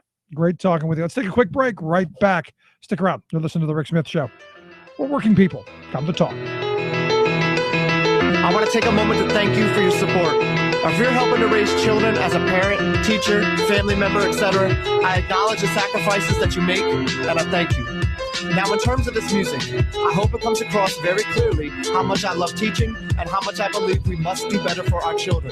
As a veteran teacher, I've seen the damage caused by ill-conceived reforms and the era of teacher bashing, labeling students, and labeling schools. We need as much support as possible to fight this machine that's not making decisions with the best interest of children in mind. Please, stand with us. We're yelling, stop this madness from the front lines, bringing you a breath of fresh air. Check the sunrise, how people grind, and you know that we don't stop. Highly effective, ever rise right to the top. The great rocker, writer, and activist Patti Smith has a song that brings all three of her talents into a single refrain. People have the power to dream, to rule, to wrestle the world from fools. For people power to be more than a cliche shouted out at rallies, It has to do something, such as dream, wrestle, and rule. That pretty well defines the remarkable grassroots group of people power doers who've come together under the principled banner of Iowa Citizens for Community Improvement. Since 1975, these feisty farmers, conservationists, workers, students, consumers, and other everyday Iowa people have strategized, organized, and mobilized to take on bankers, bosses, big shots, bastards, and BSers in battle after battle for economic, environmental, social, and political justice. In the process, CCI has become a national model of direct, nonpartisan civic action to foster two of America's highest ideals. One, government of, by, and for the people. And two, economic fairness and prosperity for all. The widening chasm of inequality in our land and the rise of plutocratic rule cause some people to wring their hands and hope in vain that some golden-haired politician will ride in to save them. They might as well trust their last pork chop to a coyote. CCI members know the futility of that strategy, so they've joined hands to try wresting their world from the greedheads and boneheads who feel entitled to fool around with ordinary people's lives. That scrappy democratic spirit is what's drawing me to Des Moines in a couple of weeks to join Reverend William Barber, Alicia Garza, Sally Cohn, and several hundred Iowans in a joyous two-day 40th birthday bash to celebrate and extend CCI's progressive vision and successes. This is Jim Hightower saying, for information, go to iowacci.org. What do the corporate powers from Wall Street to Walmart have in common? They hate the Hightower Lowdown. You can see why at www.hightowerlowdown.org. From the United Nations, this is your World in 2 Minutes. I'm your host, Luke Vargas, with the Talk Radio News Service. President Obama and Russian President Vladimir Putin addressed the United Nations on Monday. As Russia sends troops and military hardware into Syria, the country was front and center in both of their remarks. The United States is prepared to work with any nation, including Russia and Iran, to resolve the conflict. He'll get a chance to do just that during a one-on-one meeting with Putin Monday evening, but the two leaders will struggle to find common ground. Throughout his remarks, Obama sought to delegitimize the Assad government, noting that dictatorships are unstable, that the world is witnessing the collapse of strong men, and that regimes who fear their own people will eventually crumble. Putin, meanwhile, proved to be a steadfast ally of Assad, and with permission to intervene in Syria, he invited Obama and the rest of the world to join a new coalition to fight the Islamic State. Similar to the anti-Hitler coalition, it could unite a broad range of forces that are resolutely resisting those who, just like the Nazis, sow evil and hatred of humankind. Putin didn't just tout his coalition, he undercut current U.S. efforts. He slammed the U.S. for training moderate rebels, who he claimed have defected to fight alongside the Islamic State. He highlighted the difficulties Washington has had in securing the backing of Saudi Arabia and other Gulf states. He praised the Kurds in a way Washington can't, given its ties to Turkey, and he said the world should take out foreign fighters in Syria instead of letting them return home. It's a gamble that while the American public may despise Assad, a growing crowd would prefer to see direct threats to the U.S. dealt with first, and then worry about toppling faraway regimes. For more global news headlines, visit talkradionews.com. Would you dive 14 feet deep in the Susquehanna to keep a bridge safe? Would you spend night after night with prisoners to keep your community safe? Would you spend Christmas Eve plowing snow to keep roads safe? AFSCME members do. Men and women who choose to serve in public service. Mine inspectors, 911 dispatchers, healthcare workers, parole agents. You may not think about them, but know they're all thinking about you. This message brought to you by AFSCME Council 13. These are words you should have told the truth. You're lying and now we got the proof. Where you gonna run to? Where you gonna hide?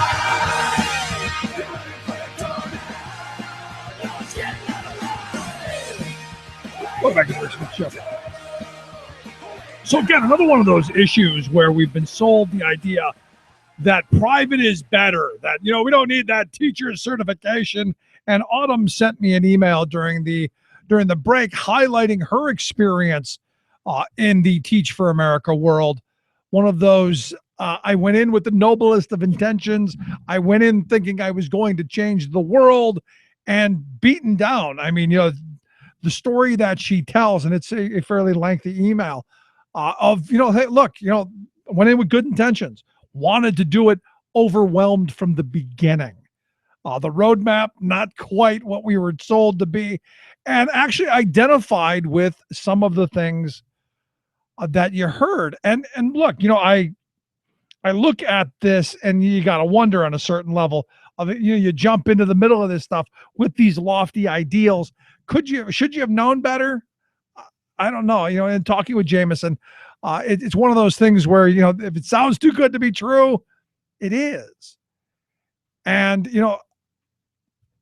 I look at it, and maybe from the beginning, from the very beginning, the idea was, how do we get people into a stable position in these communities so that kids have the education and an opportunity.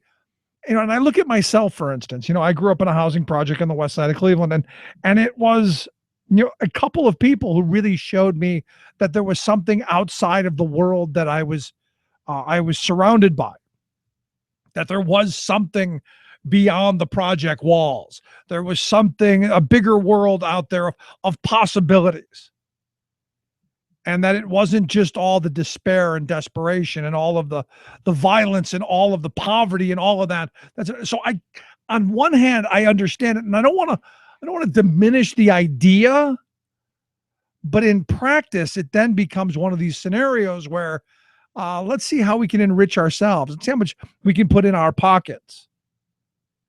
And that's a frustrating part in all of this. And to have an education system based on now this changing ideal of from being a noble cause to being a profit motive, I start that problem. And I guess it's just my aversion to, and I have some friends who believe honestly that everything should be done for a profit. It's the only reason people do things. And I fundamentally disagree with that. But this is one of those ideological positioning things where you have people, I believe in business and only for profit will people act. And I believe that there is a higher calling. And you look at the people who get involved in this, they know they're not going to make a lot of money.